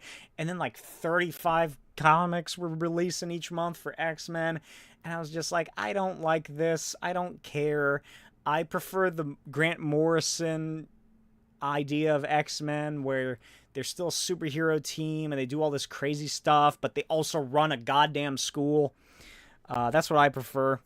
So I'm ambivalent for the most part to Krakoa coming to an end. I doubt there's going to be really anything that interests me after this, unless they sort of normalize X-Men, I suppose. But anyway, Rogue and Kate Pryde, as she has been calling herself after getting her fucking knuckles tattooed, are set to lead new X-Men teams in Marvel's new summer relaunch. Rogue's team will feature, among others, I'd imagine, because these are really small teams if not, Nightcrawler, Gambit, and Wolverine. Those are all characters I really like. I love Rogue. Where is it at? Right. Nope. Yeah, right there. You can barely see it. That is a framed copy of X-Men Gold. Yes, I did have to look back there to see what it was called. That was the wedding issue for Kitty Pryde and Colossus. Remember that? Remember when they were going to get married before the whole Krakoa thing happened, and then they didn't get married, but Rogue and Gambit got married instead, and then Kelly Thompson wrote a fucking awesome series about it? That is a framed comic of that. Not slabbed. Just went to Walmart, bought the cheapest frame I could find. Because I just love that. I love those characters. I love Rogue. How can you not love Rogue? I've had a huge crush on Rogue. She's just an awesome, strong character. She has that cool Southern accent and the big hair. And I just think it's a beautiful cover. It just looks amazing. I love it. I loved it so much. There are very few covers or comics that I buy because I love the covers. Obviously, those ones up here, those 2 are some Hawkeye, Kate Bishop issues that I just really dig. It has what is it? It's it's Kate Pryde and Lucky the Pizza Dog hanging out on both of them. I still need to get all these framed and put somewhere. These are all the Ant-Man and the Wasp issues. I just realized I never finished those last 2 Wasp issues. But I might check that out. Depends on who's writing it, who's on art. No, I was going to say Pepe Larraz or whatever was going to be on it, but that's that new dumb blood-related Marvel team. Nerdman asks, Volume 3 when? I assume you're talking about Kate Bishop Volume 3. In the future, I'd imagine. I really want to go back and redo the first 2 issues, or the first 2 volumes of that, because I just wasn't happy with how they came out. So I feel like I'll do a redux of them and re-release them. But, okay, this is something you guys are going to fucking have to help me out with. What the fuck is this? Queen of Araco, Storm, may venture into politics as a mutant president. Tom Brevoort is to spearhead the significant X-Men relaunch titled From the Ashes. So Krakoa's getting burnt down. Krakoa's going back into space where it came from. Okay, what is Araco? Is this some sort of desert land where they get spice? When and how did Storm become the queen of it? And I just realized that this article that I got this information from, it either didn't have any information about Kitty Pryde's X-Men team, or I just neglected to grab it. I don't like the whole Kitty Pryde rework. I don't like what they did with her, where they made her a pirate? Kitty Pryde-rit? Kitty Pryde-rit? Wasn't a fan. I'm happy to see it go. That sounds mean. I'm okay with seeing it go. And that is the end of all of my topics. And now I gotta talk about the sock thing. Because I already titled the episode that, and I put the sock in the thumbnail. This is going to be the longest fucking episode of all. It's because we talked about fucking The Crow for 30 minutes. Just going back real quick to Tactical J, who asked, who is my favorite Superman actor? Live action would be Christopher Reeves. Absolutely. He perfectly encapsulates everything about Clark Kent and Kal-El and Superman into one. He understood that Clark Kent was a good person who wants to be altruistic and good. He doesn't have those depressive Jesus messianic feelings that Henry Cavill's Superman had to have, which is such a disappointment because Henry Cavill could have been great. Christopher Reeve is just perfect. He looks like Superman. When I close my eyes and picture Superman, I see Christopher Reeve. Not Nicolas Cage. I forgot about that. He technically Nicolas Cage still hasn't been Superman because that wasn't him. That was a CG recreation or something. Animated Superman, this is going to be controversial, I think. It's not the Superman animated series guy. It's the Justice League series guy. I can't remember their names, but I've always preferred the voice actor who did Superman in the Justice League and Justice League Unlimited. Probably about it, because I had more exposure to the Justice League show than I did to the Superman animated series show. Oh, god damn it, you're right, Nerdman. He was in... Did he play... He was Superman in the Teen Titans Go to the Movie? I still haven't seen that. Yeah, Tim Daly was the one everybody loves because he was the animated series. He's great. Don't get me wrong. I really dig it. But whenever I read... George Newborn. Thank you, Nerdman. Whenever I read Superman comics, I read it with George Newborn's voice, like how I read Batman as Kevin Conroy. Okay. Let's get to sock talk. Sock. Yes? Sock. If your superpower was the ability to control socks, how would you save the world? This is a question I've come up with alongside a bunch of other stupid fucking ideas similar to this. Because I just didn't think I'd have enough to talk about this episode, but then I did the live stream thing, and then we started talking about The Crow for 30 minutes.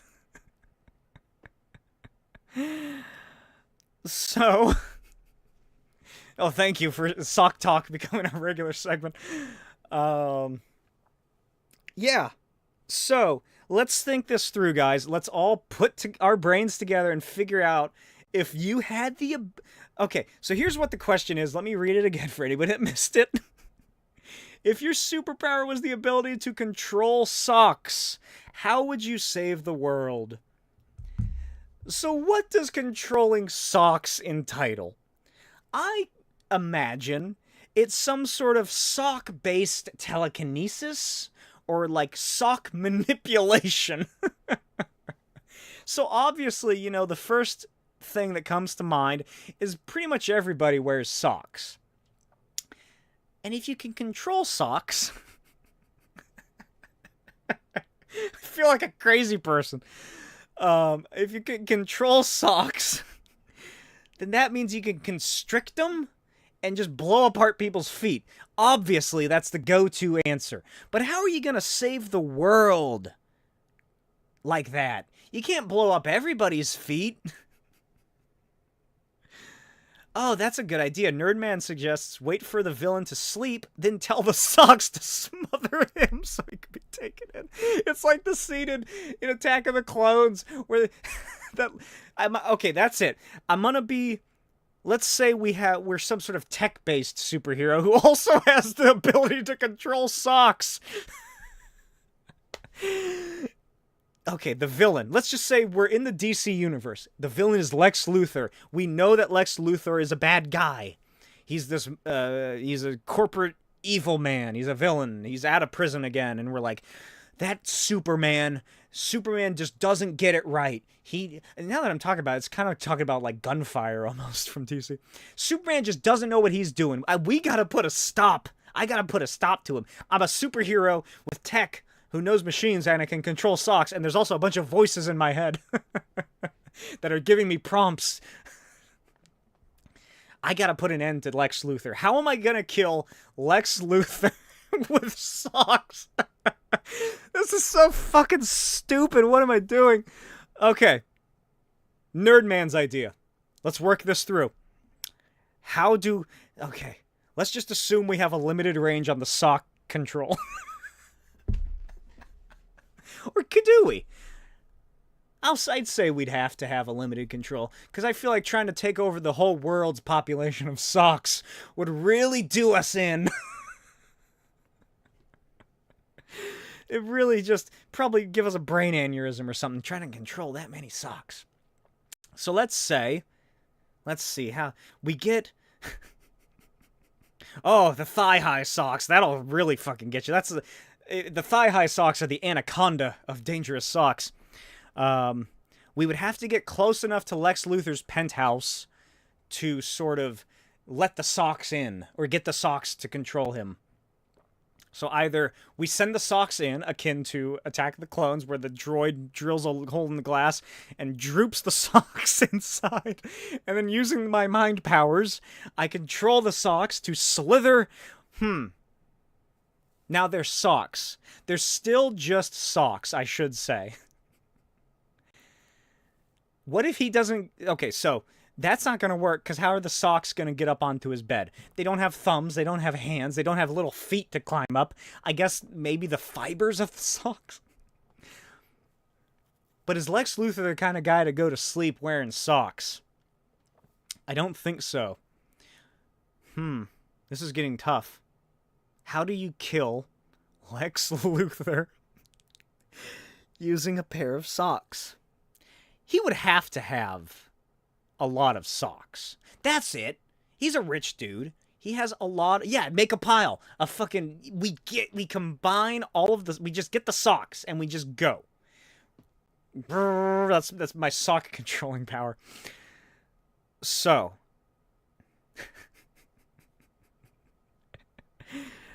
I'm gonna say Max range of the sock thing, 50 feet. We gotta be within 50 feet of Lex Luthor sleeping in his penthouse apartment. Which means that we have to somehow break in or disguise myself as a janitor, possibly. That's where my mind just goes to. Maybe I'll get a job at Lex's penthouse tower as a janitor. And then just, like, lean against his penthouse door as close as possible. Try to control the socks. Which again raises the question, what kind of power is this? Is this an Ant-Man-based control, or is this an Aquaman-based control, where it's more of a suggestion to the socks? If the socks are able to be controlled in such a way, will the socks want to kill their owner? Or do they hate Lex Luthor? Like... Will I have to convince some of the socks who are like, no, I am fucking, like, I'm fine silk socks. I love being Lex's feet being in me. I refuse to kill you, Sock Man, or whatever this superhero's name is. It's, okay, we're going with Aquaman-based, where it's a suggestion, not a total control. Okay. So now, the problem arises that we have to... Okay, here's the list. 1. Get close enough to Lex Luthor to where we can control his socks. Clearly the socks are controlled by suggestion. Thank you, Rocket Cat. 2. Hopefully convince the socks to kill their owner. 3. Escape alive or be some sort of martyr for the world. 4. Profit. I'm doing the Gru thing. So socks, they're controlled by suggestion, meaning that they might not want to. So what the fuck do socks want? Do they want feet? They're made for feet. Now's where it gets tough. Now that we've made this horrible decision that they're controlled by suggestion. Oh my god. Let's say, okay, we gotta do this. We got one night. We only have one night to do this. We bribed the Lex Tower security to let us in. We're in disguise as a janitor. We went we went to Walmart beforehand, and let's say we got a couple of extra packs of socks. If you've been to Walmart recently or any store and had to buy socks, you'll know that you only get like fucking 4 in a bag. That's 2 pairs of socks for like $10, which is ridiculous. Why are socks so goddamn expensive, by the way, people?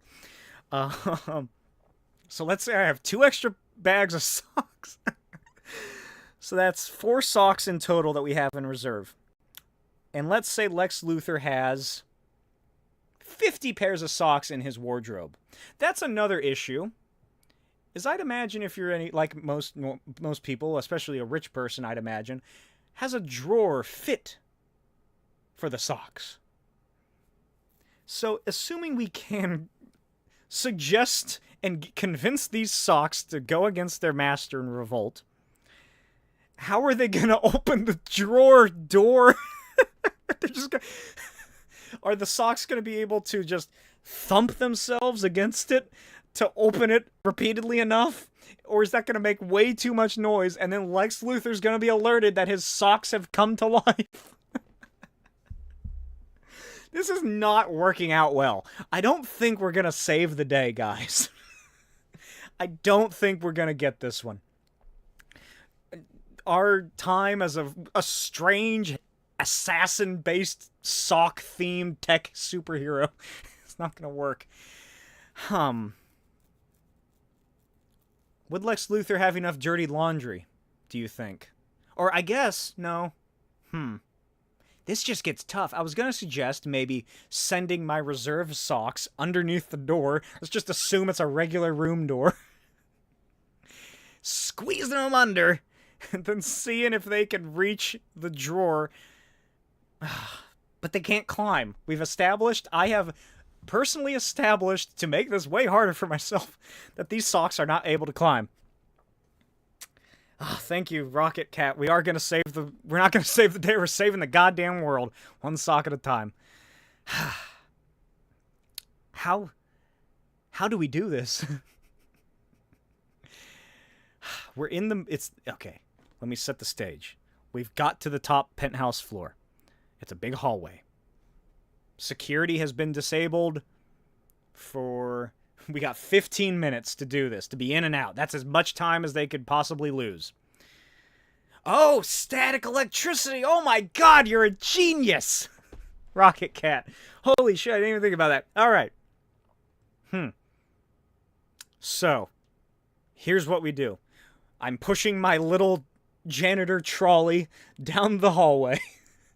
I get to Lex Luthor's giant penthouse doors.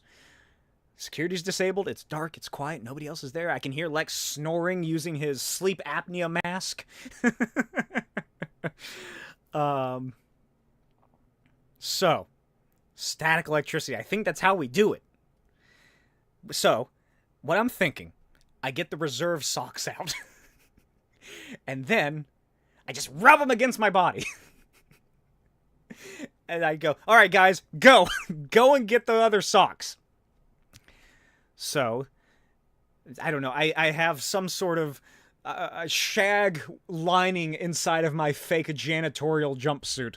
That's how I did it. I just rub them. I rub the socks, get them nice and staticky. My hair's sticking straight up like fucking the Bride of Frankenstein. And I look down at my socks. And I give them the orders telepathically, of course. Of course, it is a suggestion, so they don't have to take it if they don't want to, but it seems like these socks, since I did purchase them and free them from their prison bag, I'd imagine they'd want to help. I told them that they'll save the world. I send them under the door. They squeeze themselves out on the other side. Okay, and let's assume it's just a classic wooden dresser. It's probably made out of fucking redwood or something. Statically... Can they would I don't know how static electricity works. Can they stick to the dresser to climb up to open the drawer to let out all the other socks? Let's say they can. For just the sake of this, let's say that the socks then go under. I'm telling them what to do. I'm like, okay, if you guys see a dresser, climb up, open it up, find the socks. They go up. I assume they're moving like earthworms or something, or inchworms. And then... I wish I had some dice here. I am going to use my one Google this episode to see... let's see. Roll a die. Oh my god, I misspelled that wrong. Alright. Let's say Lex has 50 pairs of socks. That's 100 socks. I'm going to roll a 100-sided die on Google. And whatever amount comes up is the amount of socks that I have convinced to help me and the other socks kill Lex Luthor. I'm going to apply that. That is not what I thought it would do. Let me roll this D100. Alright. Please be a lot of socks. 70 socks! Alright, baby. We got 70 socks on our side, plus the other 8. I'd probably send in 4. I'm only sending in 1 bag for now. So we got 4 statically charged socks, and 70 socks that have joined our cause, meaning that there are only 30 socks that we now have to worry about. So that's where this question comes up. Do the socks that disagreed with me, do they just hang out? Or are they going to try and fight back?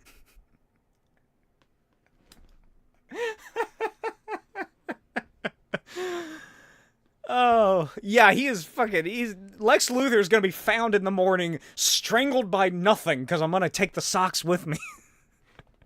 Oh my god.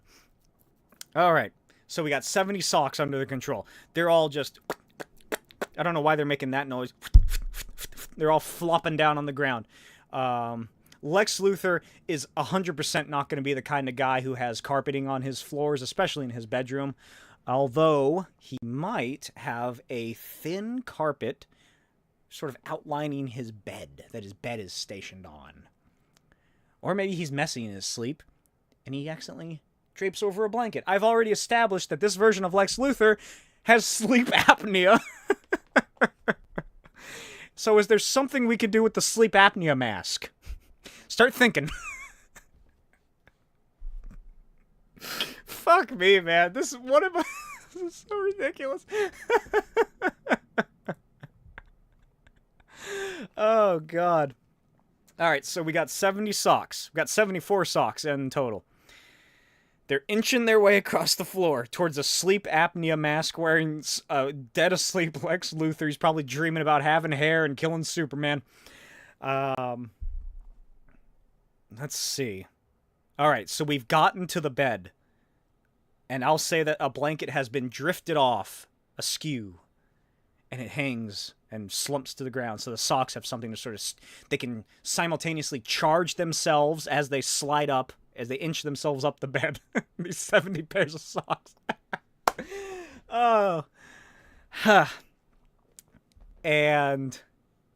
Oh my god, I just realized that's 70 pairs of socks. So that's a...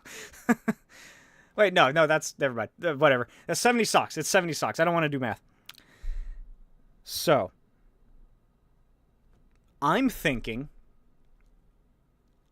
Lex Luthor's bed has like a bed frame, or there's probably some sort of support beam, because I'm thinking of like the Grant Morrison style Lex Luthor, who has just super minimalist, aside from like a couple structural support beam poles here and there, and it's just an otherwise empty room with, it's just a bed with a carpet underneath, his sleep apnea machine, and and a dresser full of socks.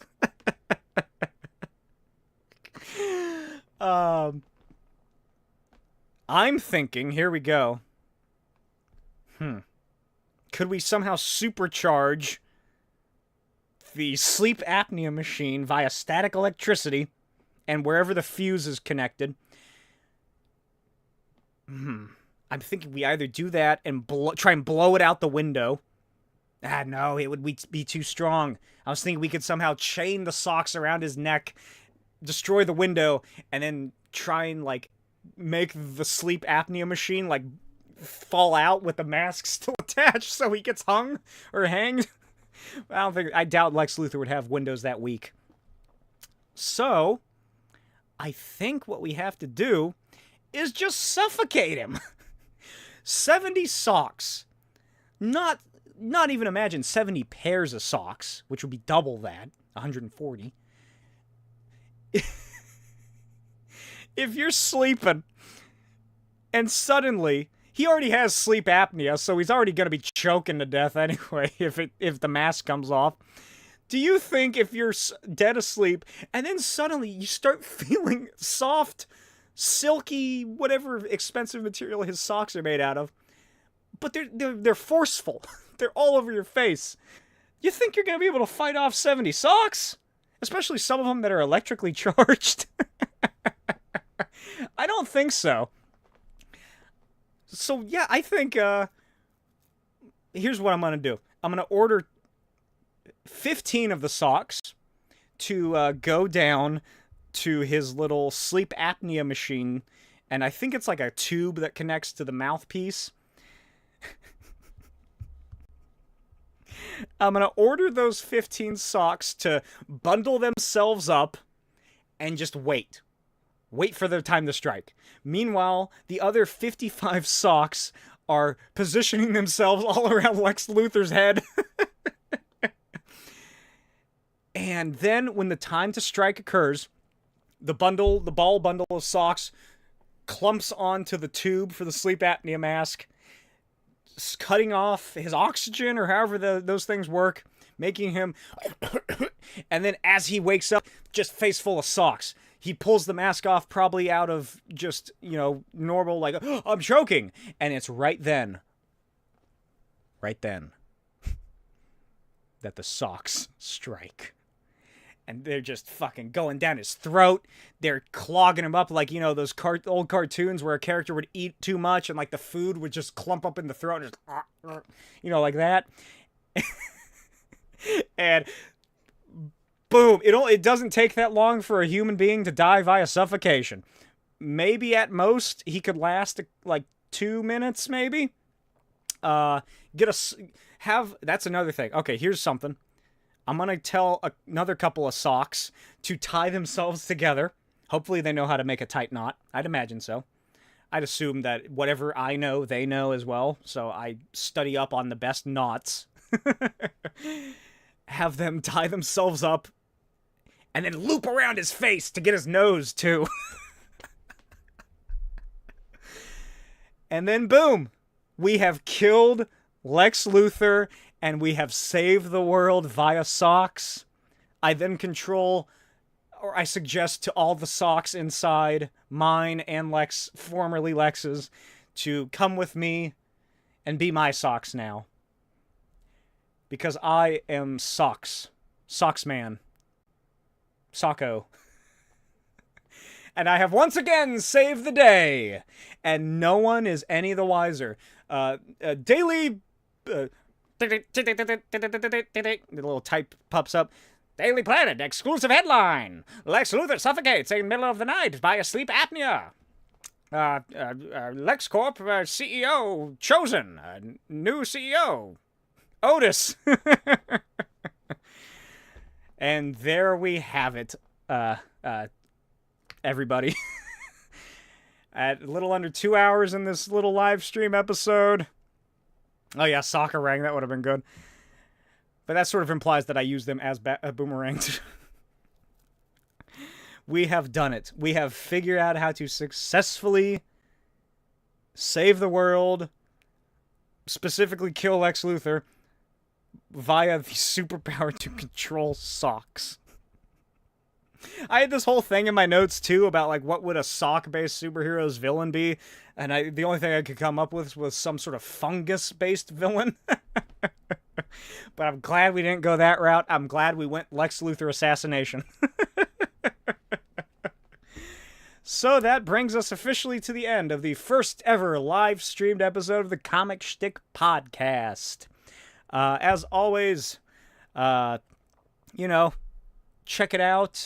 Check out my Patreon for exclusive stuff on there, early access, blah, blah, blah. I post the comics on there. I post art, everything like this. Check out my Etsy shop for my comics. What else? Subscribe for more sock-based content. And if anybody in the chat has any, any questions or anything like that, let me know. And I'll wait a little bit, see if there's anything you guys want to talk about that I didn't discuss. Anything I missed from this past week, the little viewer section. Don't worry, I'll wait. Ow. Oh, every bone in my body is just cracking like a plastic water bottle being crunched beneath a hydraulic press. That went over a lot, a lot better than I expected to, I'll be honest. Oh, don't worry. I have a lot of other dumb questions like that. All right, let's see here. Tactical J has asked, when is the next What Is? So, technically, there are going to be more What Is episodes.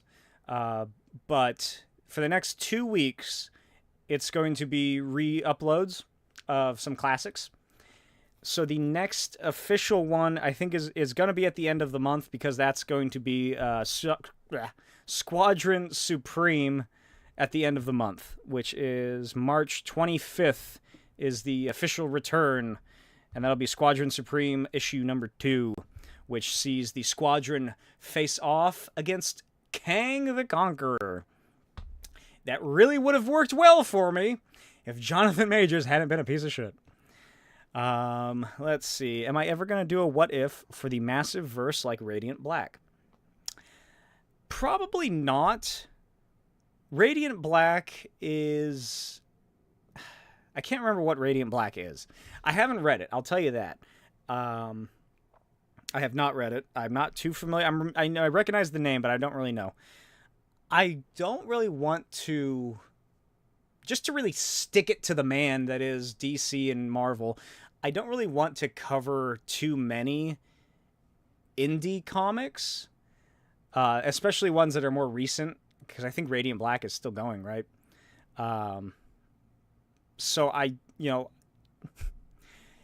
there's a reasonable argument that comic book channels similar to this one, it's some kind of piracy. I see a lot of people complain about online. They don't like channels that do pretty much what I do, Comic Story and Comics Explained, etc., because they think that it's replacing the fact that, reading comics. But I don't intend it to be that. I never wanted it to be that. I always wanted it to, eventually it became, I wanted it to help people. I wanted to make other people experience comics how I experience them, which is reading them like they're a fucking movie, or like, like a real event that's happening. That's why I really like doing the voices and the music and the sound effects. But it's something that feels weird about doing it for, like, Image comics that aren't massively millionaire projects like Walking Dead or Invincible or Spawn or whatever. There's just, I don't know. I've done a couple, like some that I really dig, but I don't know. There's still going to be a couple here and there, but they're not going to be as often as like Marvel or DC. Also, just because I don't know if those will get the views. But yeah, I don't know. Is Radiant Black? What? I'm thinking of a comic, but I doubt it's that one. There's what's the comic where it's like a family of superheroes live on a little farm, right? That's not Radiant Black, is it? What is that comic? That's what I'm getting it confused with, whatever that is. Let's see. Rocket Cat 086. Definitely hope the live podcast comes back every once in a while. I bet it will. I had a lot of fun doing this. Especially, maybe that's what I'll do. Every podcast live episode of the Comic Shtick podcast, the podcast where comics are my shtick, I will do one of my just stupid questions. I got a fair amount here, such as, here's a couple of sneak peeks. How does Inspector Gadget age? What if Hogwarts was run by cats, the Broadway characters, instead of wizards? Those are just two of the questions I have in this long list of dumb ideas. Let's see. Nerdman, the bleeped joke in the Ultimate Spider-Man book was really good. Thank you. Yeah, that's always fun. I like yours because of your jokes, says Nerdman. I liked the one with the bleeped and the... oh, yeah, the... I still get people commenting on that Marvel Zombies bit where I just do the loop, like they think the video is broken, or they just don't think it was funny. Which it makes it even better for me, because all the jokes that I do in these books or these videos are just stuff that I find it funny, no matter, like, I don't care if anybody else does. I think my favorite one, going back to the bleeped thing, because in the book, in that issue, it actually is like Peter Parker. It's the symbol censorship where he's just fucking screaming at the X-Men.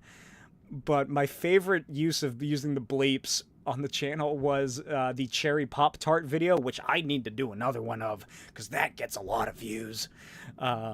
Doing all the blurred out Cherry Pop-Tart and the bleeps whenever they would discuss, or like whenever they would depict just the utter porn of those books. They're really well drawn comics. I love checking them out. Larry Wells is a cool guy. I've met him a couple times at conventions. But here's an idea that I don't think I ever told the channel. Whatever I called you, the fans, I can't remember. I came up with the Smokettes, I think is what I came up with. Is that I wanted to create a Pornhub account and then post the uncensored Cherry Pop-Tart What Is video on there. And I did this whole thing where I was like trying to like make sexy versions of like my icons. So I found this like a sexy ripped shirtless man wearing just jeans, lounging back, looking all hot, and I put Billy Batson, the little cartoon Billy Batson, that's my YouTube icon's face, on there, and that was gonna be the header, and it was just gonna be the Smokey's Videos Pornhub account. But here's the thing, Pornhub was such a pain in the ass to try and get your account. You gotta go through so much shit to get your account set up, and I was like, I gotta fucking just put this video out next week. I'm not waiting for this. This joke is not worth it, having to do all this extraneous extra stuff to make a Pornhub account for this one joke I do for a video. Let's see. Rocket Cat. I'm gonna be real. I wouldn't know about 90% of the comics without you. Oh, well, thank you.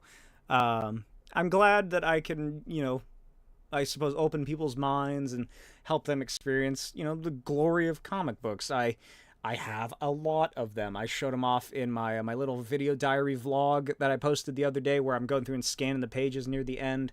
I post my big bookshelf here and my other big bookshelf here with all my single issues. Yeah, there's a lot of great comics that, people just aren't really aware of, or it's a daunting task. Something that I've never really understood it, but it seems like it's solely relegated to the field of comic books, is that the fact of how many there are. Like, I really want to get into reading Spider-Man, but I don't want to go back to the 60s and read Spider-Man, so I'm just not going to read Spider-Man. Like that sort of idea. Like, you never hear anybody say that about a musician and their music or their albums.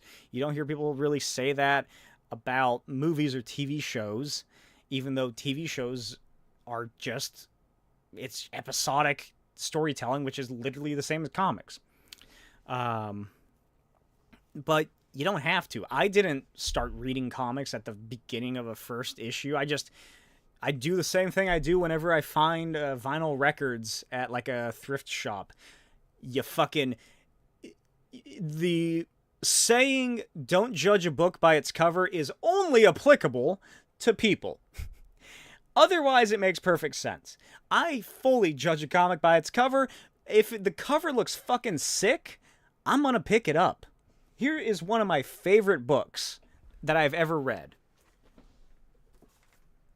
It is called Death-Crazed Teenage Superheroes. Here is the cover. Look at how cool that is. It is one of the most creative, just super badass comics I've ever read. It's, I can't remember the guy's full name. The last name's, I can just check it here. It's not like it's slabbed. But I love this. It's about 3 teenagers who just wake up and they suddenly have superpowers. This guy's superpower is that he has this belt around his waist that he can't take off, that has a gun connected to it that shoots stuff. And look at this. Look at this fucking crazy stuff. That's how it opens. That's the villain. It's, where's the... Jim Erskine. He's fucking just... Dude's... It's these teenagers that get transformed into superheroes and they go to some alternate reality, I think. I haven't read it in a while. And, like, the supervillain may or may not be their teacher who... Like, their science teacher who caused this weird experiment that sent them to this weird reality where they got powers. It's a fucking nutso idea, and there's only ever been 2 issues.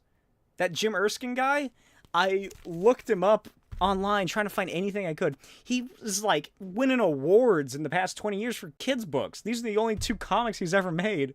I messaged his daughter on Facebook because I stalked her to find her, and I was like, oh my god, your dad, assuming, because this is your same name as I found on your website, your dad made these awesome comics in the 80s, and they have the most, like, amazing art, and they're so stylistic and creative and just full of life. Did he ever do anything else? And she's like, nope, sorry. I'll tell him that you really appreciated his work, though.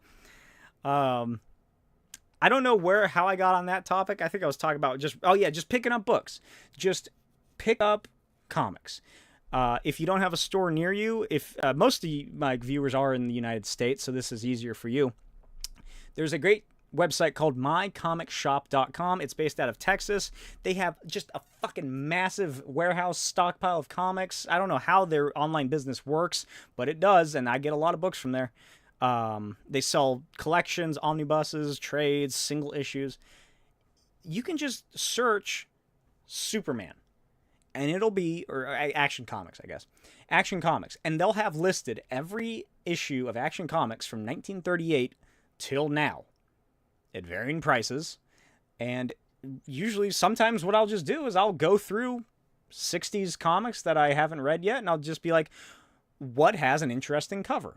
That's really how I got started. That and reading the Deadpool Marvel Now series.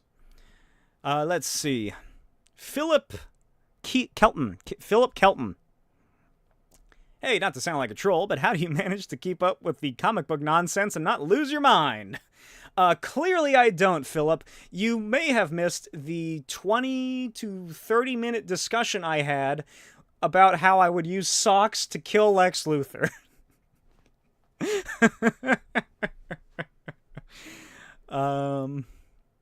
Let's see. Nerdman, because of PSM, I know he says their oppression is deserved or something. What was that in relation to? PSM. I don't know what that stands for. I can't remember. Let me know. Philip Kelton. Would you consider the Ultimate Spider-Man a horror take on Spider-Man? No, I would not consider the Ultimate Spider-Man a horror take on Spider-Man. I assume you're talking about the original. If you're talking about the new one, I don't know. I haven't read it yet. No, Ultimate Spider-Man... Well, the Carnage is definitely a horrific version. That is just straight-up horror when Gwen Stacy dies. Ultimate Spider-Man is without a doubt the best Spider-Man series of all time. It's the perfect way to just encapsulate all these characters. Like, you know, there are differences, obviously. But if I was stuck on a stranded island that I got to bring a television and some sort of form of electricity, possibly an endless supply of socks that are statically charged, I would bring the currently all of my collection of Ultimate Spider-Man and the Spectacular Spider-Man television show. I feel like those two are hand in hand the best Spider-Man retellings or just stories since the Ditko and Stanley series. And, Romita as well. Romita Sr. And those are just perfect encapsulations. They cooked, if you will. Let's see. Michael Saunders, I just wanted to say I'm a big fan. Thanks for getting me into comics. Thank you, Michael. Thanks for stopping by. Thank you for checking it out. I hope I didn't lose you talking about all those socks. But I'm so glad that my channel actually gets people into comics, gets people talking about comics. I love comic books. I love making comics. I love reading comics. I love the entire medium. I love the idea of them as, modern mythology, modern stories that just encapsulate human feelings into cool costumes and crazy characters. If you're interested, I do have a panel that I posted about 2 years ago, year and a half, from a convention that I was at where I did a panel discussion on both comics history, making comics, what comics mean, and chaos magic. And I'll leave it there. Nerdman. Probably a Spider-Man. Oh, Probably Spider-Man is a Spider-Man YouTuber. So, because of Probably Spider-Man, I know he says their oppression is deserved. Rocket Cat retorts back. Speaking of Ultimate Spider-Man, would you consider a playthrough of the Ultimate Spider-Man PS2 game? To do that, I would have to figure out or get some sort of emulator for it, for on PC, which I don't think it should be that hard. I'm sure like Abandonware or something has it available online. But yeah, that would be fun because for a fair amount of time, that game was weirdly enough, for some reason, canon to the Ultimate Spider-Man universe, but then later issues, Bendis like retcons that, because I think it picks up during Peter and Venom's climactic confrontation on the football field in the rain. Is that where I think that might be where the game begins, or somewhere around there. I've never actually played it. I've only seen videos of it. But yeah, that would be fun, assuming that I could get it working. Whew. We are at 2 hours and 15 minutes. There is a bit of a delay, but I think that those are all the questions that are coming in. I really enjoyed you guys hanging out here. I really enjoyed talking to y'all. Really enjoyed our crow and sock conversation. That fucking madness. So don't be surprised when you see, if you see the sock conversation pop up as its own video. But that ends this week's episode of the Comic Shtick Podcast. As always, like I said, check me out on Patreon, Smokey's videos, Etsy.com, Blake T. Wild on there, and Not Blake Wild on Instagram and my social media. That's where I post my art and stuff like that. I just made a Savage Dragon piece that I'll be posting on there. I'm getting really into Savage Dragon, like I said at the top of the show. So check that out. And yeah, I'll see you next time. Goodbye, Rocket Cat, Philip Kelton, Nerdman, Michael Saunders, Tactical J. And yes, I will be back with the Crow's Nest segment next week. The segment dedicated entirely to the crow. And I will see you then. Bye. And now I'm ending the stream officially right now.